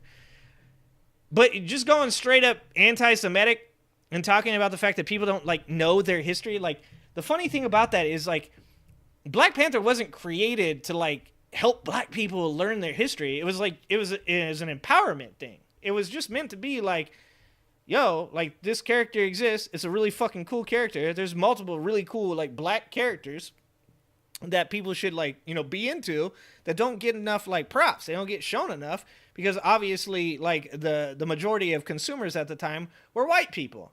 And so it was just kind of like, hey, check this out. Like, this shit's pretty dope. And it was. It's a really cool, like, I like the comics. I just didn't like the movie that much. Like, I love Black Panther in the comics. I just thought the movie was kind of, like, slow paced. It was a little too boring for me. The idea that this was in some way trying to make black people feel like, oh, they don't know the history of their own people. So here you go, black people. Here's the Black Panther. Hope you guys are okay now. Like, that's not what it was meant to be. And it just goes to show, once again, this dude's so insecure, he's got to make up a bunch of crazy shit about this stuff. Quoting Hitler, Robinson's prolific Facebook musings. I got to go to this guy's Facebook profile. Who does this on Facebook? Doesn't he know that you're supposed to do this on Twitter? Twitter is where you say the crazy shit. Facebook is where you literally share things that say Meta AI is actually against the law, and if you don't post this by midnight tonight, we're going to delete all your shit and sue you. Tom Brady shared that. No, I'm not even joking, guys. Tom Brady shared that. Tom Brady and my mother-in-law both shared that. Guarantee you. Also included quotes from the genocidal Nazi dictator Adolf Hitler. Robinson posted a history who said it on his profile. Pride in one's own race, and that does not imply contempt for other races, is also a normal and healthy sentiment. I have never regarded the Chinese or the Japanese as being inferior to ourselves. They have the right to be proud of their past, just as we have the right to be proud of the civilization to which we belong. It didn't clarify in the post that the text was drawn from Hitler's political testaments as recorded by Martin Bormann in the months before his suicide in April of 1945. Oh, that was when Hitler was on his, he was trying to reconfigure his image. Hitler was like, do they all know? I'm going to use a Trump voice for Hitler. Do they all know that I'm racist? Is there anybody out there that doesn't? Because we can change it. Do I have to kill myself? Do I? I cannot take my own life. That would be great. No, they're not going to believe it. Okay.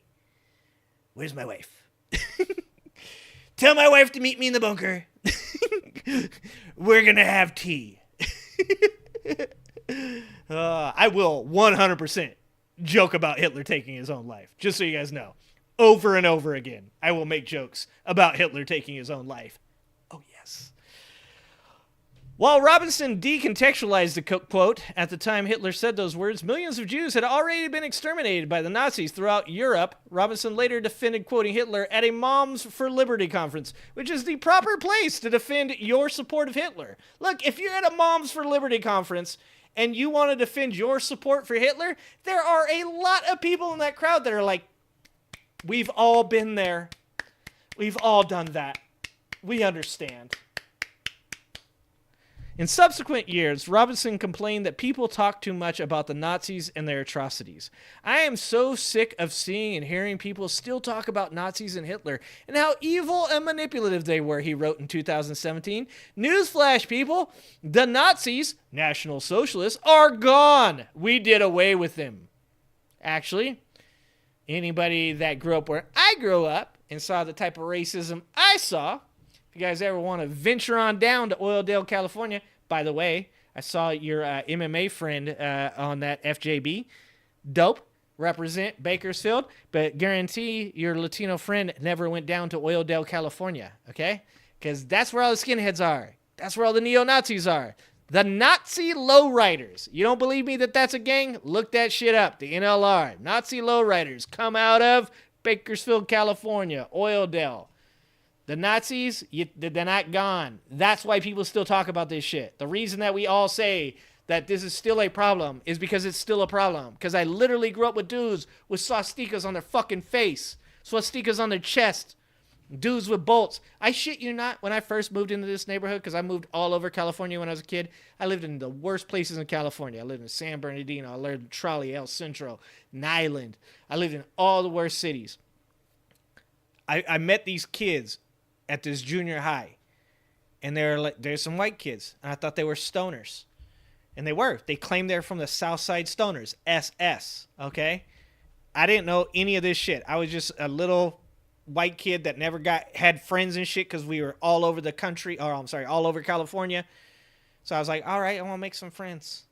So I was like, cool, these dudes are cool. They got some cool boots on. Those are nice boots. And then they showed me their handshake. And the ending of this handshake is, if you don't know, you go like this to the other person. And I did that for probably a couple months, maybe 6 months. I'd shake people's hands and then I, bam, hit them with the ending. And I was like, yeah, I'm part of this. Southside Stoners. These guys are really cool people. And then I met who became my best friend, a half black kid. And I met him.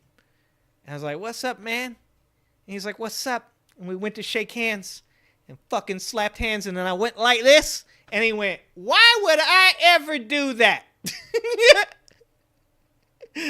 And I was like, that's how we end the handshake. We do this. And he's like, I don't throw bolts.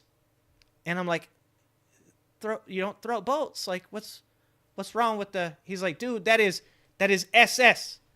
That is Hitler shit. That is white power. I'm half black. And I was like, oh, I'm not racist. My like 10-year-old ass. I learned this from these kids at school. And he's like, dude, stop doing that. That's called throwing bolts. I don't want to do that shit. I don't know. I can get in trouble, but throwing bolts is something that white power people. I guess I probably can't get that. Like that's like, okay, that's gonna get clipped now. That is what they do. Racism is alive and well in the hills of music. Okay, like shit's still everywhere. Fucking Mark Robinson, dude. I went to Slab City. I lived in Slab City. It was a good place. But you know what I'm saying is like, that's how prevalent it still is in our society. And sure, you know, that was like 30 plus years ago, but I guarantee you can go back to the neighborhoods that I grew up in and you still find those people. I guarantee you right now, don't actually, but look up Oildale, California. Look up Nazi lowriders. Fucking Fatty can tell you all about it. Zoltan. Zoltan. That's what it meant, Alton. I thought it meant Zoltan. Ask Fatty. Fatty's in Idaho. Fatty can tell you. There's still tons of racist ass white people in Idaho. Tons of them. The Nazis aren't gone. They have different names. Like I was saying earlier, in that Joe Moore book I'm reading right now, Broken Badges and White Robes. You guys should read that shit. This is not a paid promotion. I just read the book. It's a really good book. I'm in the part right now where they talk about how the KKK in like 2017, 2018 started recruiting minorities.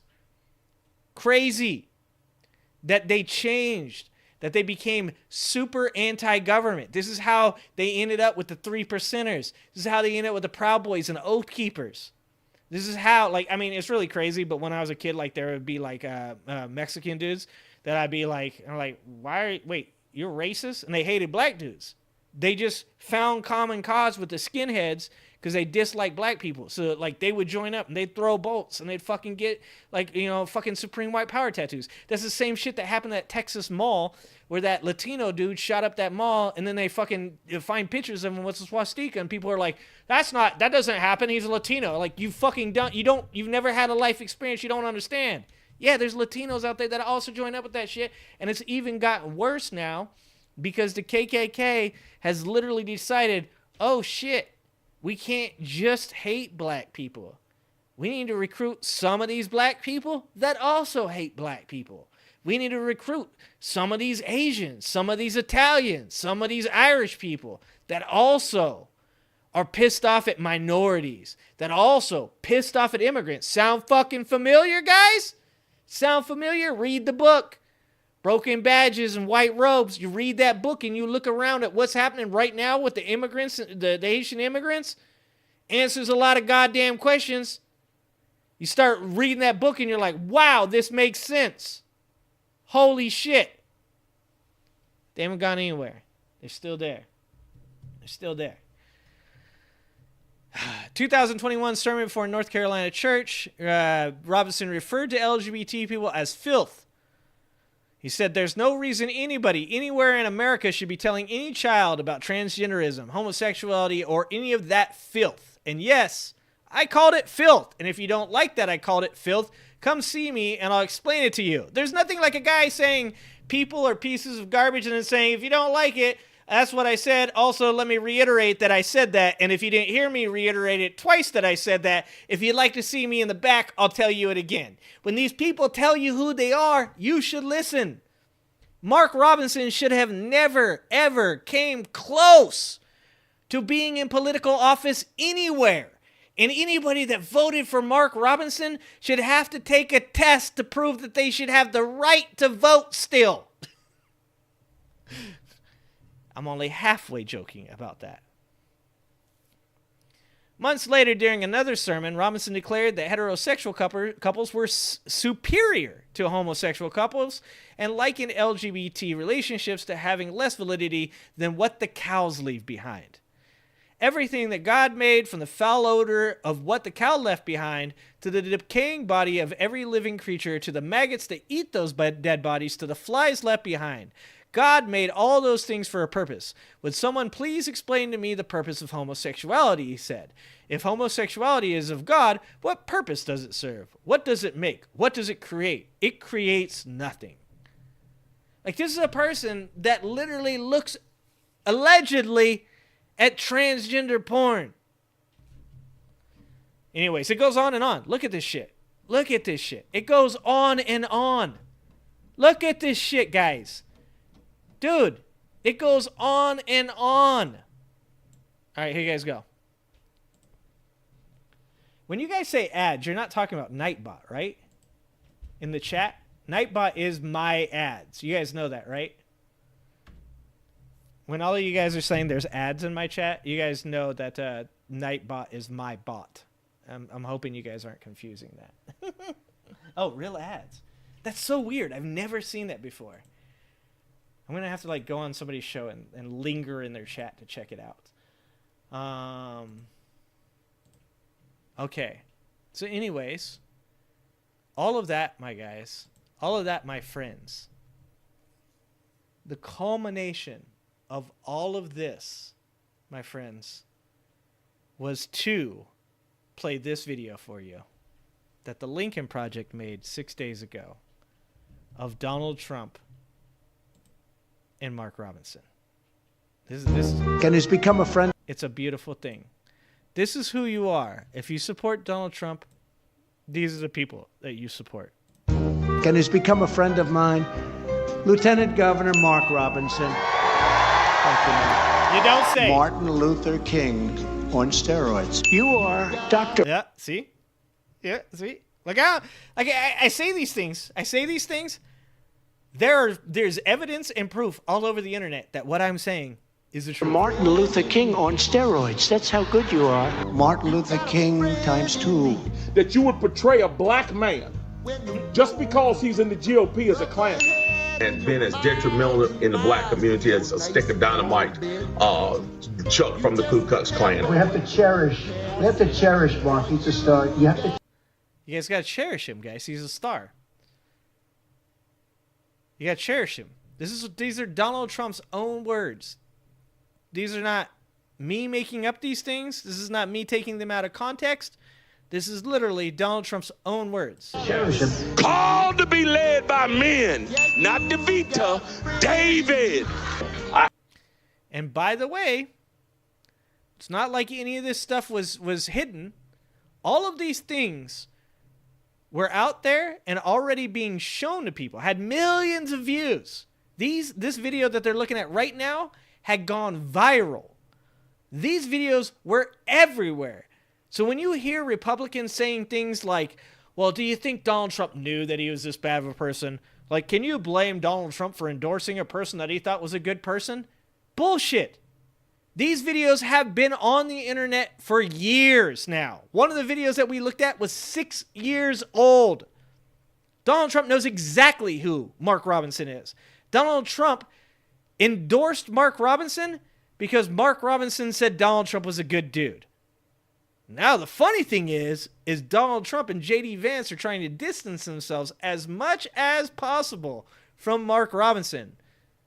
Because the funniest thing about this situation is that they were okay with supporting the shit that this guy does as long as you didn't know about the stuff that this guy does and it wasn't getting as much spotlight.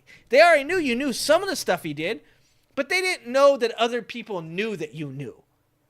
Now they're like, oh shit, we don't want anything to do with that. Bullshit. Bullshit. Absolutely. David. I absolutely want to go back to the America where women couldn't vote. You're a very popular guy, Mark. There's no reason anybody anywhere in America should be telling any child about transgenderism, homosexuality, any of that filth. If there's a movement in this country that is demonic and that is full of the spirit of Antichrist, it is the transgender movement. The next governor of North Carolina, Mark Robinson. That's his boy. You got a friend in me. If you've been waiting for the right time to send a donation, Hi, Kamala. this is the moment. Holy Jesus. All right, President Biden has me cracking up, and the Democrats are... Oh, okay. Maybe we'll watch this. We're almost out of videos. Okay. The guy I'm talking about right now, Woke Mike, is Mark Robinson, and he's running for governor in North Carolina. There's pretty much almost no chance that he'll win. Josh Stein has like a double-digit lead in polls, and I'm not a big polls person, but in looking at it, I mean, when you talk about that big of a lead, it's pretty hard to surmount even a poll that is calling it. Generally, polls, if it's even close, are going to be pretty close to what the end result is going to be. Like, I actually...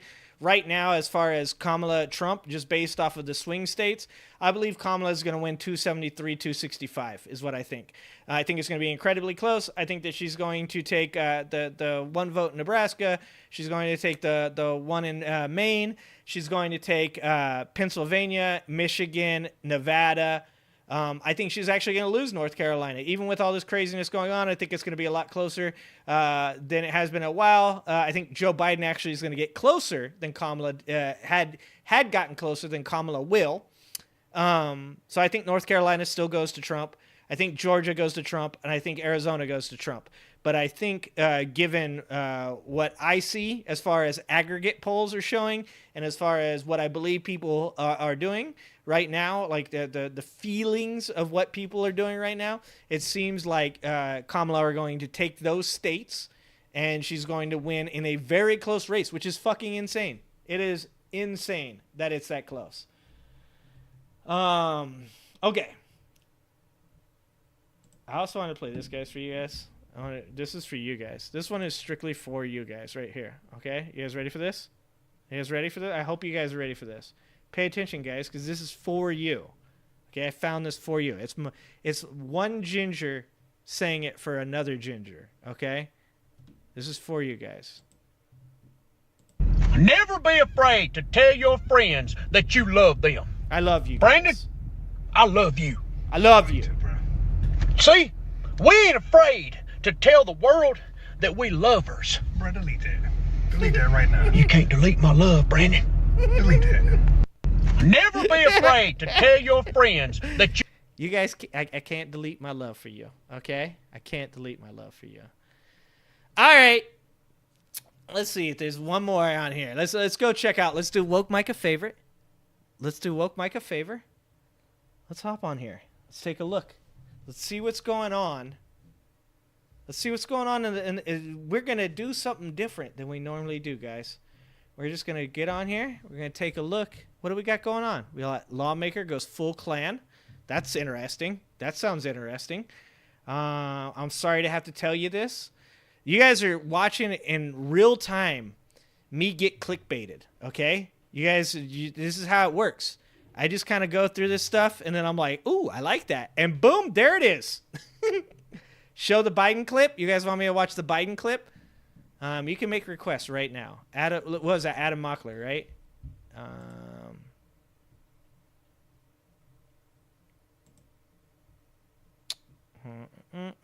Oh, here it is.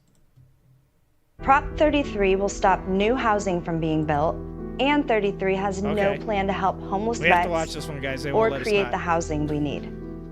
It's why veterans groups across California say no on Prop 33. Okay. Democrats are on offense today, but first, a Fox News host genuinely just admitted that Trump was the one who ducked the potential Fox News debate, and that VP Harris was down for a second debate. After that, President Biden went on The View and delivered a final knockout blow towards Donald Trump, and it has me cracking up. The common theme throughout today's video is that the MAGA movement is currently falling apart from within, and the Democrats are doubling down, ready to bring this election home. Now, it is a coin flip right now. Donald Trump could easily still win, so we have to mobilize, but with 41 days to go, we have to put in this effort. Make sure you leave a like, make sure you subscribe. We have no time to waste. Let's go! Let's start off with this press release from VP Harris that was just released. She said, Republican Senator Mitch McConnell slams Trump's national sales tax. Have you guys seen the video of Mitch McConnell talking about Mark Robinson? And then he slams, slams Trump's tariff talk too. Look, I don't like Mitch McConnell. I've been on this show with Ira Shapiro. We have a podcast where Ira Shapiro talks about his book where he wrote about Mitch McConnell. He's covered Mitch McConnell for years in the Senate.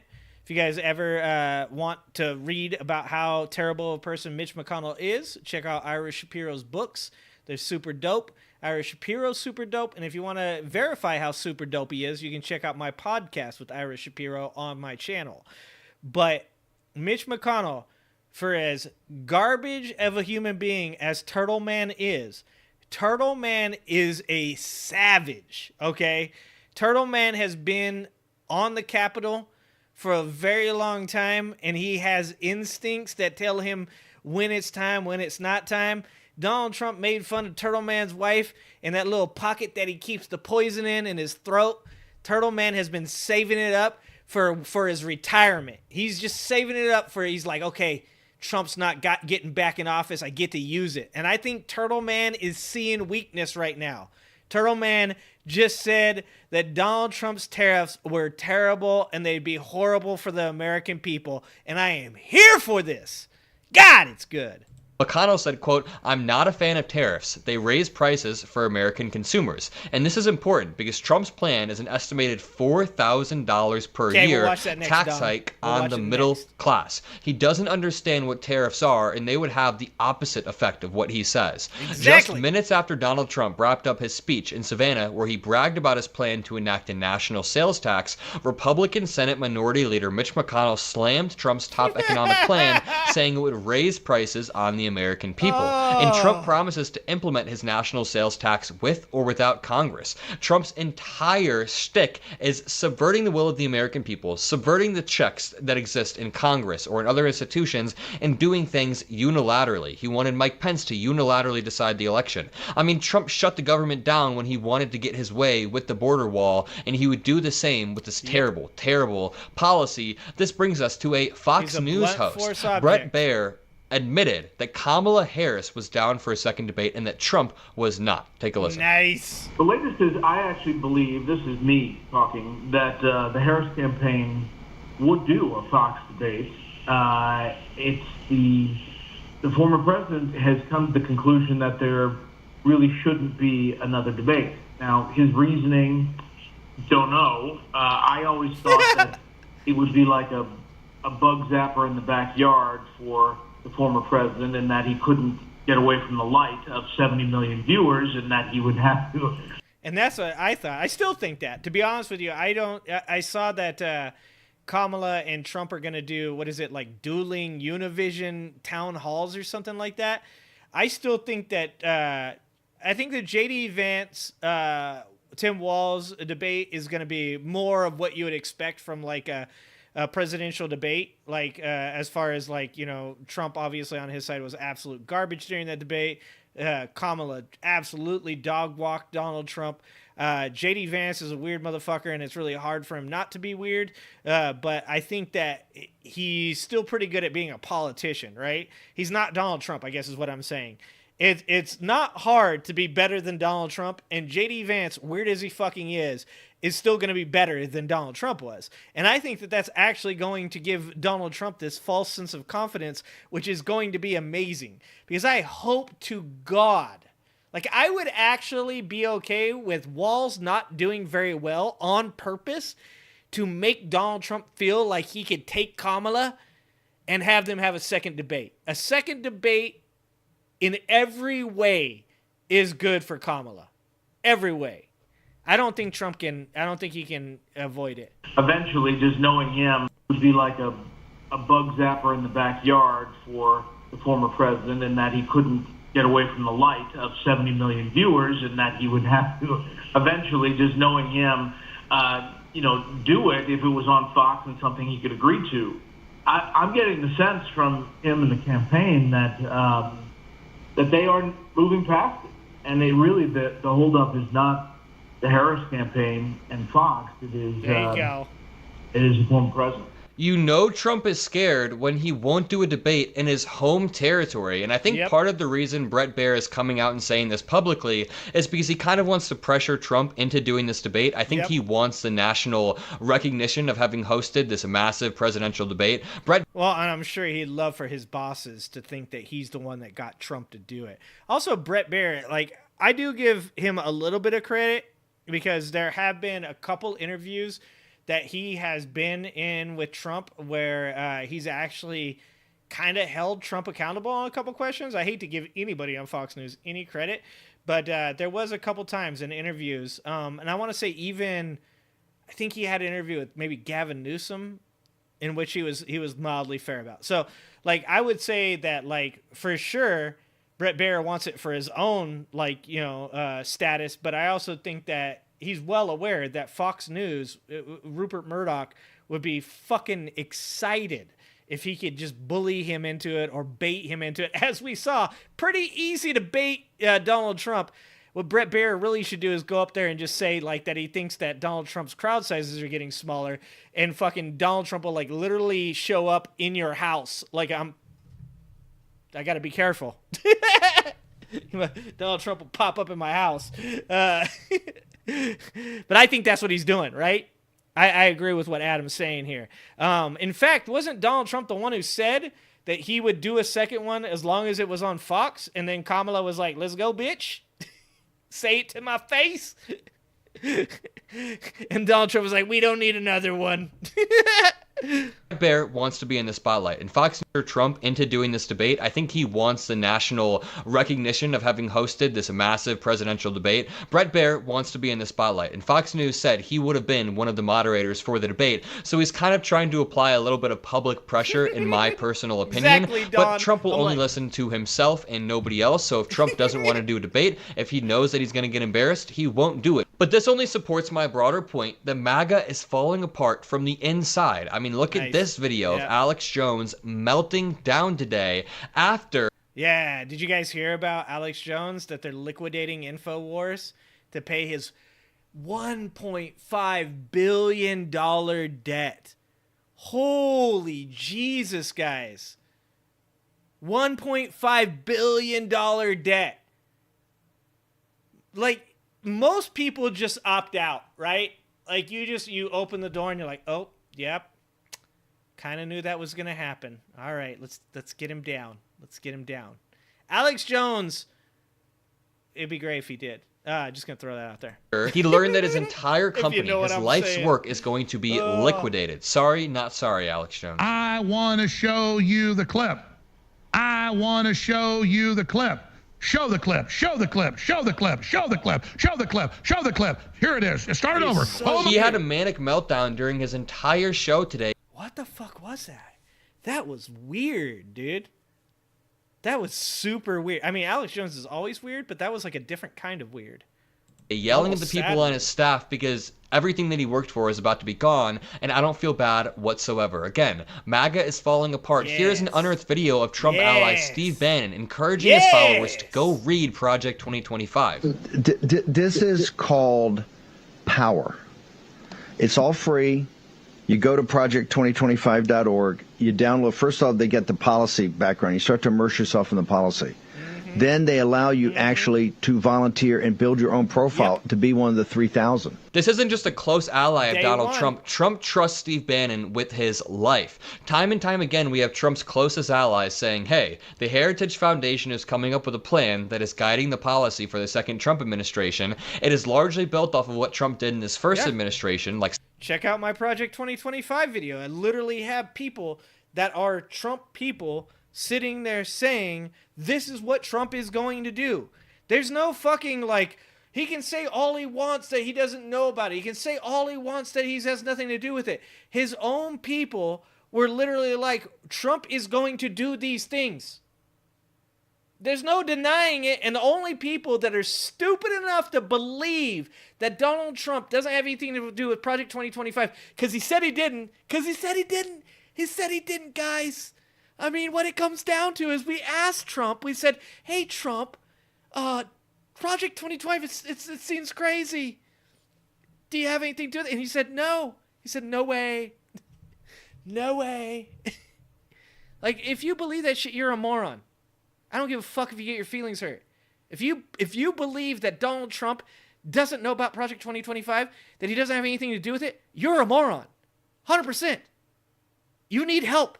You need to seek out both a therapist and also probably like a college professor or maybe like a third grade teacher also. Like maybe just a third grade teacher, actually. Trump's closest allies saying, hey, the Heritage Foundation is coming up with a plan that is guiding the policy for the second Trump administration. It is largely built off of what Trump did in his first administration, like Schedule F executive orders. And then Trump has the gall to say he has no connection. Here is another unearthed video of Project 2025 director Paul Dan saying that they have executive orders written for the Trump administration. How much more clear could it be? And it actually annoys me that people on Twitter try to gaslight me and thinking that Trump has nothing to do with Project 2025. I was arguing with somebody about this last week, and they would not admit that this is real. Pillar 4 is our game plan. We're drafting the regulations, the executive orders. All these things are going to be teed up so we can go in and the president can basically start signing after he or she utters, so help me God. Yeah, they literally. Oh, we're about to get a Sandy Hook video commercial. Please no. I can't be sad right now. Please don't make me sad. Yeah, dude, it's insane to think that they are literally trying to do this on day one. That's the idea. They have, if you go look at the mandate for leadership, they have what they plan on doing day one. Like, this isn't like over the 4 years kind of shit. This is, they plan on fucking bull rushing this stuff in. They want to shoehorn within the first 100 days, which is that, like, that's a thing that most people understand about the presidency, is the most things get done within the first 180 days, or towards the end of you're a lame duck, right? So you're not gonna get much done. Not once you're going out of office, which Donald Trump supposedly would be doing at the end of his tenure, because he doesn't have another 4 years, right? So that first 100 to 180 days is super important, and they're planning on bull rushing it on day one. So they've got all this stuff written out. They've got all the executive orders written out where Donald Trump is just going to sign them and then pass them through. Donald Trump doesn't read. Do you think even if you want to claim that Donald Trump doesn't know anything about this, Donald Trump doesn't read. He's already said he's never read his intelligence briefs. He never even listened to them. Donald Trump is so dumb that he doesn't even listen to the audio version of shit, okay? He is allergic to books.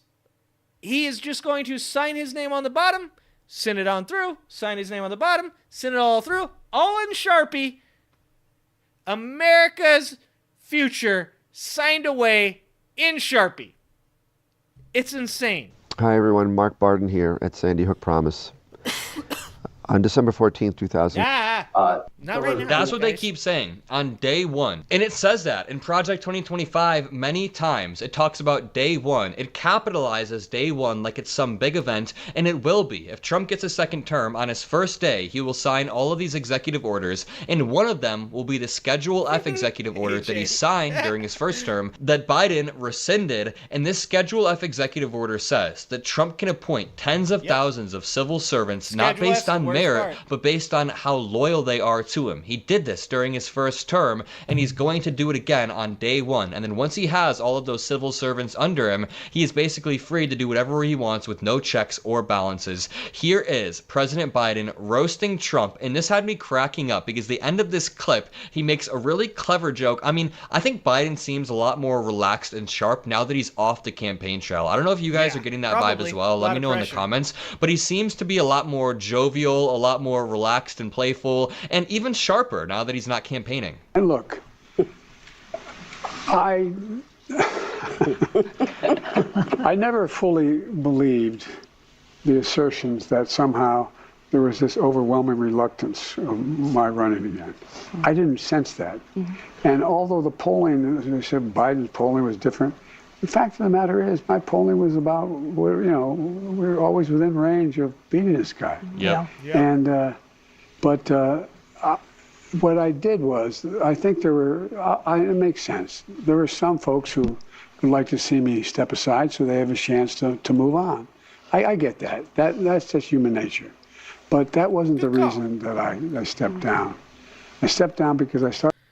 Do you like hearing a politician give you a human answer? Because if you do, that's what you just heard, man.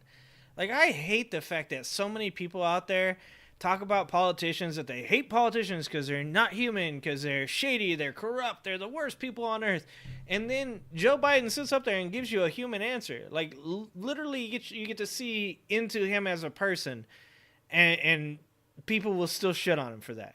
People on both sides will shit on him for that. And that's actually, it's like really sad. It's really sad. Because that's like a great moment right there. That's a great moment. To move on. I get that. That's just human nature. But that wasn't the reason that I stepped down. I stepped down because I started thinking about it. You know, it's hard to think of, I know you're only 30, but it's hard to think of, it's hard for me to even say how old I am. No, I'm serious. I don't know if why is that? I give my word. It's like, holy God, that can't be right. that just can't be right. I'm your age, by the way. The number gives me vertigo. No. Yes, it does. I am. I'm your age. No woman close to me is as old as I am. I can tell you. Right now they are. And Mr. President, do you think had you stayed in the race, would you have won? Yes. Yeah. I was confident I would beat Trump. Listen, I He's a didn't like loser. the way they did it. I'm going to just say it out loud because nobody says it out loud. I didn't like the way it was done publicly. I thought they could have done this in a different way because we didn't need to hear all the inner fighting. I didn't like it. I'm saying it to you.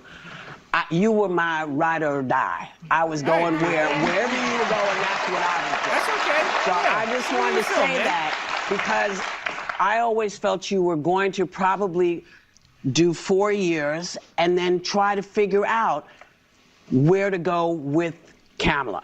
Then he...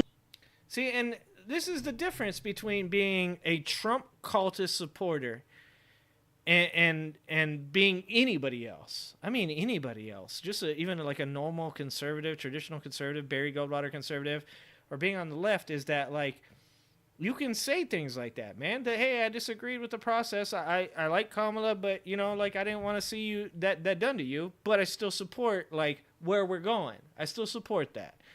Because it's important to still be able to speak with your chest, still be able to speak honestly, because the last thing you ever want to be is in a cult. You don't want to be Trump supporters. You don't want to be MAGA.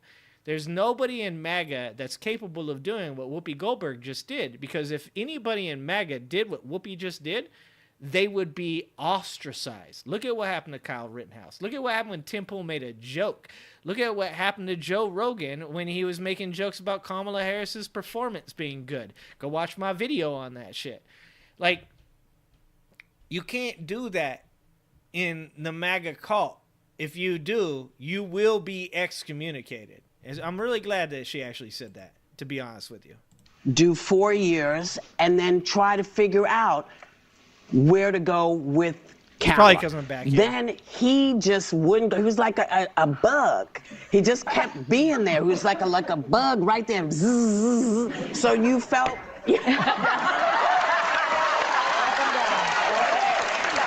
what was needed, and you did it, and I just want to say thank you, but thank you for everything you've done in my entire lifetime. Let me tell you, when President Biden smacked the desk like that, I was cracking up. He's incredibly charismatic, and I wouldn't be surprised if MAGA now uses that as an example of Democrats. There, he was like a bug right there. Zzz. So you felt... I missed that. I missed it the first time. That's what was needed, and you did it, and I just want to say thank you, but thank you for everything you've done in my entire lifetime. Let me tell you, when President Biden smacked the desk like that, I was cracking up. He's incredibly charismatic, and I wouldn't be surprised if MAGA now uses that as an example of Democrats threatening violence because Biden makes a simple joke. But back to my broader point, MAGA is melting down. AJ, I know that you're 5 minutes behind, but when you see this, that is hilarious. AJ said, you buy that desk, the InfoWar desk, and you organize a community to buy that for Mr. Hal Sparks, and you will skyrocket to the stars. That is not a bad idea at all, AJ. We need to get on that auction. How do we do that? I wonder how much that InfoWars desk is going to go for. Dude, we should look into that. AJ, we might look into that. That's a good call. Which I have one more clip to play for you, but uses that as an example of Democrats threatening violence because Biden makes a simple joke. But back to my broader point, MAGA is melting down, which I have one more clip to play for you. But first, I want to show you that Democrats are taking this opportunity to be on the offensive. So we can use the Mark Robinson campaign as an example, but we can just skip over that because we're all familiar with it. This new article reads, Trump sexual assault accusers speak out in new ads, and the man behind them is familiar. Donald Trump is an adjudicated sexual assaulter, one woman proclaims. We cannot elect this man as president. George Conway, a conservative attorney, shout out to him, who married Kellyanne Conway, released a new ad that shows all of these people that Donald Trump sexually assaulted talking about it. Watch. My name is Natasha Stoynoff. In 2005, I went to interview Donald Trump at Mar-a-Lago. At one point, Melania went upstairs to change her clothes for the next photo shoot, and Trump said to me, I want to show you this beautiful painting, this beautiful room. He leads me to this room, pushes me against the wall, and starts kissing me forcefully. I tried to push him. He kept coming back at me. I was in shock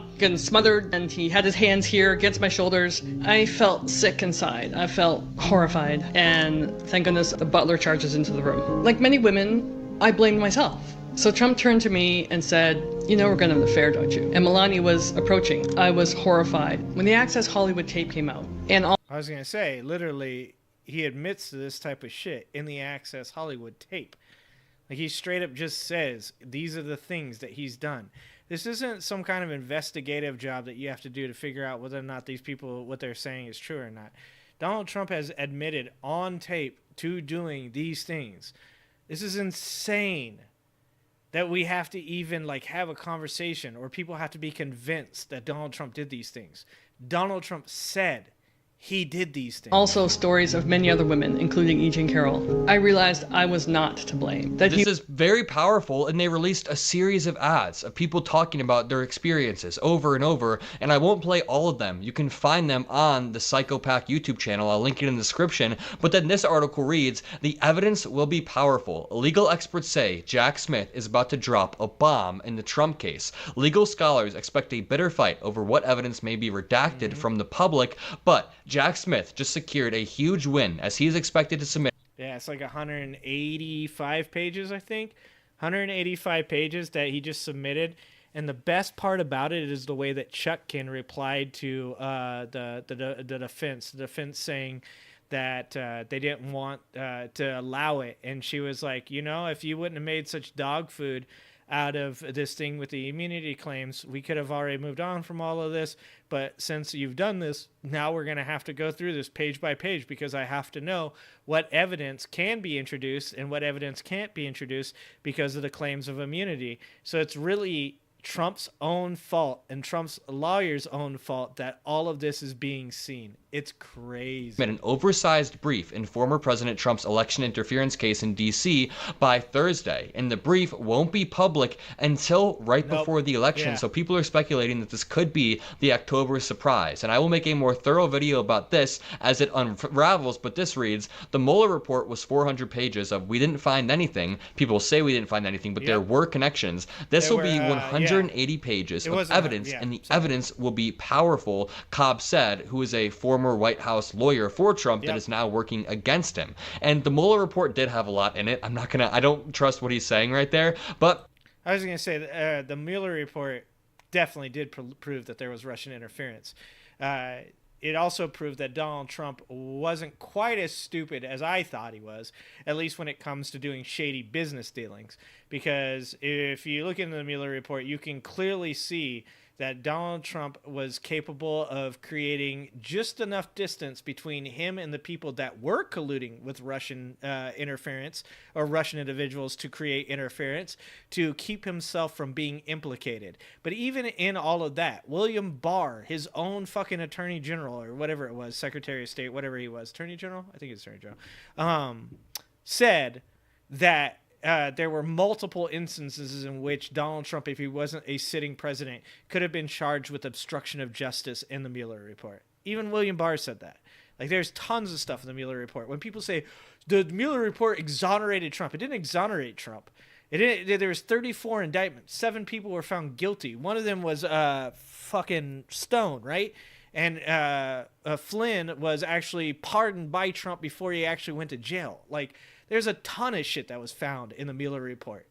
He is true that this 180-page paper from Jack Smith should be powerful because Jack Smith is an incredibly quick, concise writer that is able to show crimes. I want to end you off with this video. It is so hilarious to see an unhinged Roseanne Barr pushing election denialism and January 6th conspiracies at a Tucker Carlson event. She is screaming into the mic. I mean, this is like your drunk aunt at an event that doesn't know when to stop. And all of the people in the crowd paid for this. They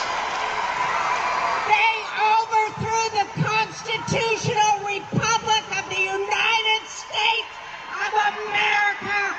Dude, these people are psycho. Psycho. They covered it up with their January 6th bullshit. Holy shit, dude. Republicans will say that VP Harris has an annoying voice and they'll sit there and listen to this all day. Just give me a break. If you guys enjoyed this video, if you appreciate what I do, make sure you leave a like, drop a blue heart. Fucking A. Adam, dude.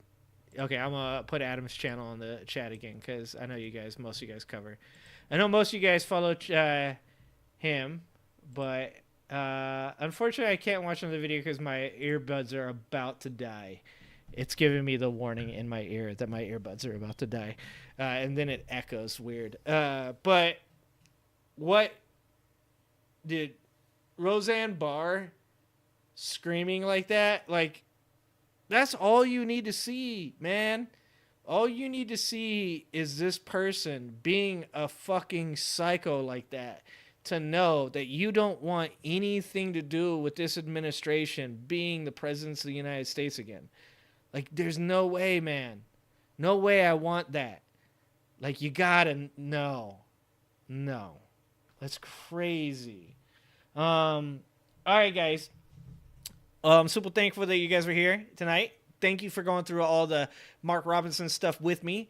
I hope I showed you guys some new stuff. I know a lot of the stuff that you guys saw probably tonight was stuff that you guys already seen and from other people. I got a job. I got a 40-hour-a-week job that I'm good at, and that takes up the majority of my time. I literally like research this stuff on my breaks and stuff like that. Like sometimes if I'm doing paperwork or I'm doing analytics and stuff like that, I'll even like put on a video and try and listen to it. But it's really hard because I share office with other people. So not something that like as a leader I can be, having within the office space. I can't, create that type of atmosphere. But I do everything I can to research as much of this as possible during my work day, so that way I can get on here and share it with you guys when I get on here. I'm super, I'm super grateful that you guys will come on here and watch stuff with me that like you guys have already seen. You guys already know so much about. You guys already know way more than I do even about the subject. And so I'm always super grateful that you guys hang out and talk and you're part of my community. So I really appreciate you guys. I just wanted you guys to know that. So we got a video that comes out tomorrow at 5 p.m. We got another video that comes out Friday at 5 p.m. It's all going to be like cut ups of the live stream. So if you missed something and you want to watch it, it's in like a little bit of an easier digestible format. Our last one about Joe Rogan got like almost 4,000 views, got a bunch of likes, tons of comments, over 100+ comments. So like those are really cool to see that like new people are being exposed to this live stream content, which is kind of what I've ended up doing, right? Like this is really where I've ended up, is like I've ended up being a person that gets on here and does live stream stuff, when the whole beginning of all this was making videos. I do want to get one day back to making more videos, because I actually like enjoy doing that, all the editing and stuff and having fun. But right now, being a father, doing sports all the time, doing my job all the time, like I just don't have the time for it. But one day, hopefully I'll get there. With your guys' help, if you guys want to support me, remember, you can be just like the super intelligent, awesome, happy lady that joined my my Ginger Army today. You can be just like her for only $3 a month or 10 cents a day. You can join the Angry Ginger Army. The join button is right underneath the video, generally, just like you can see right here on Adam's video. You can see the join button. You click the join button. It's $3 a month, cheaper than Netflix, and I'm much more entertaining. But if you don't want to do that, you can always super chat. Lots of people super chatted last night, and that was pretty fucking exciting to see you guys doing that while I was running around trying to keep the power on. The Ginny was working hard last night, and you guys really helped me out with that, with some super chat. So I appreciate that. You can also go to progressivematters.com/home, and you can buy merch off the bonfire. You can donate through PayPal, and also there's a link there to join the Angry Ginger Army as well. And the best way that you can support me that isn't financial is by being here, being in comments, creating a community, joining the Discord, talking to people in the Discord. Lots of ways. And you can go to my channel. You can click on any of the videos. You can watch cool interviews where I talk to Ira Shapiro. I have a video where I interviewed Adam Mockler on my podcast. I've interviewed Adam before he got huge. 70,000-ish subscribers was when I interviewed Adam.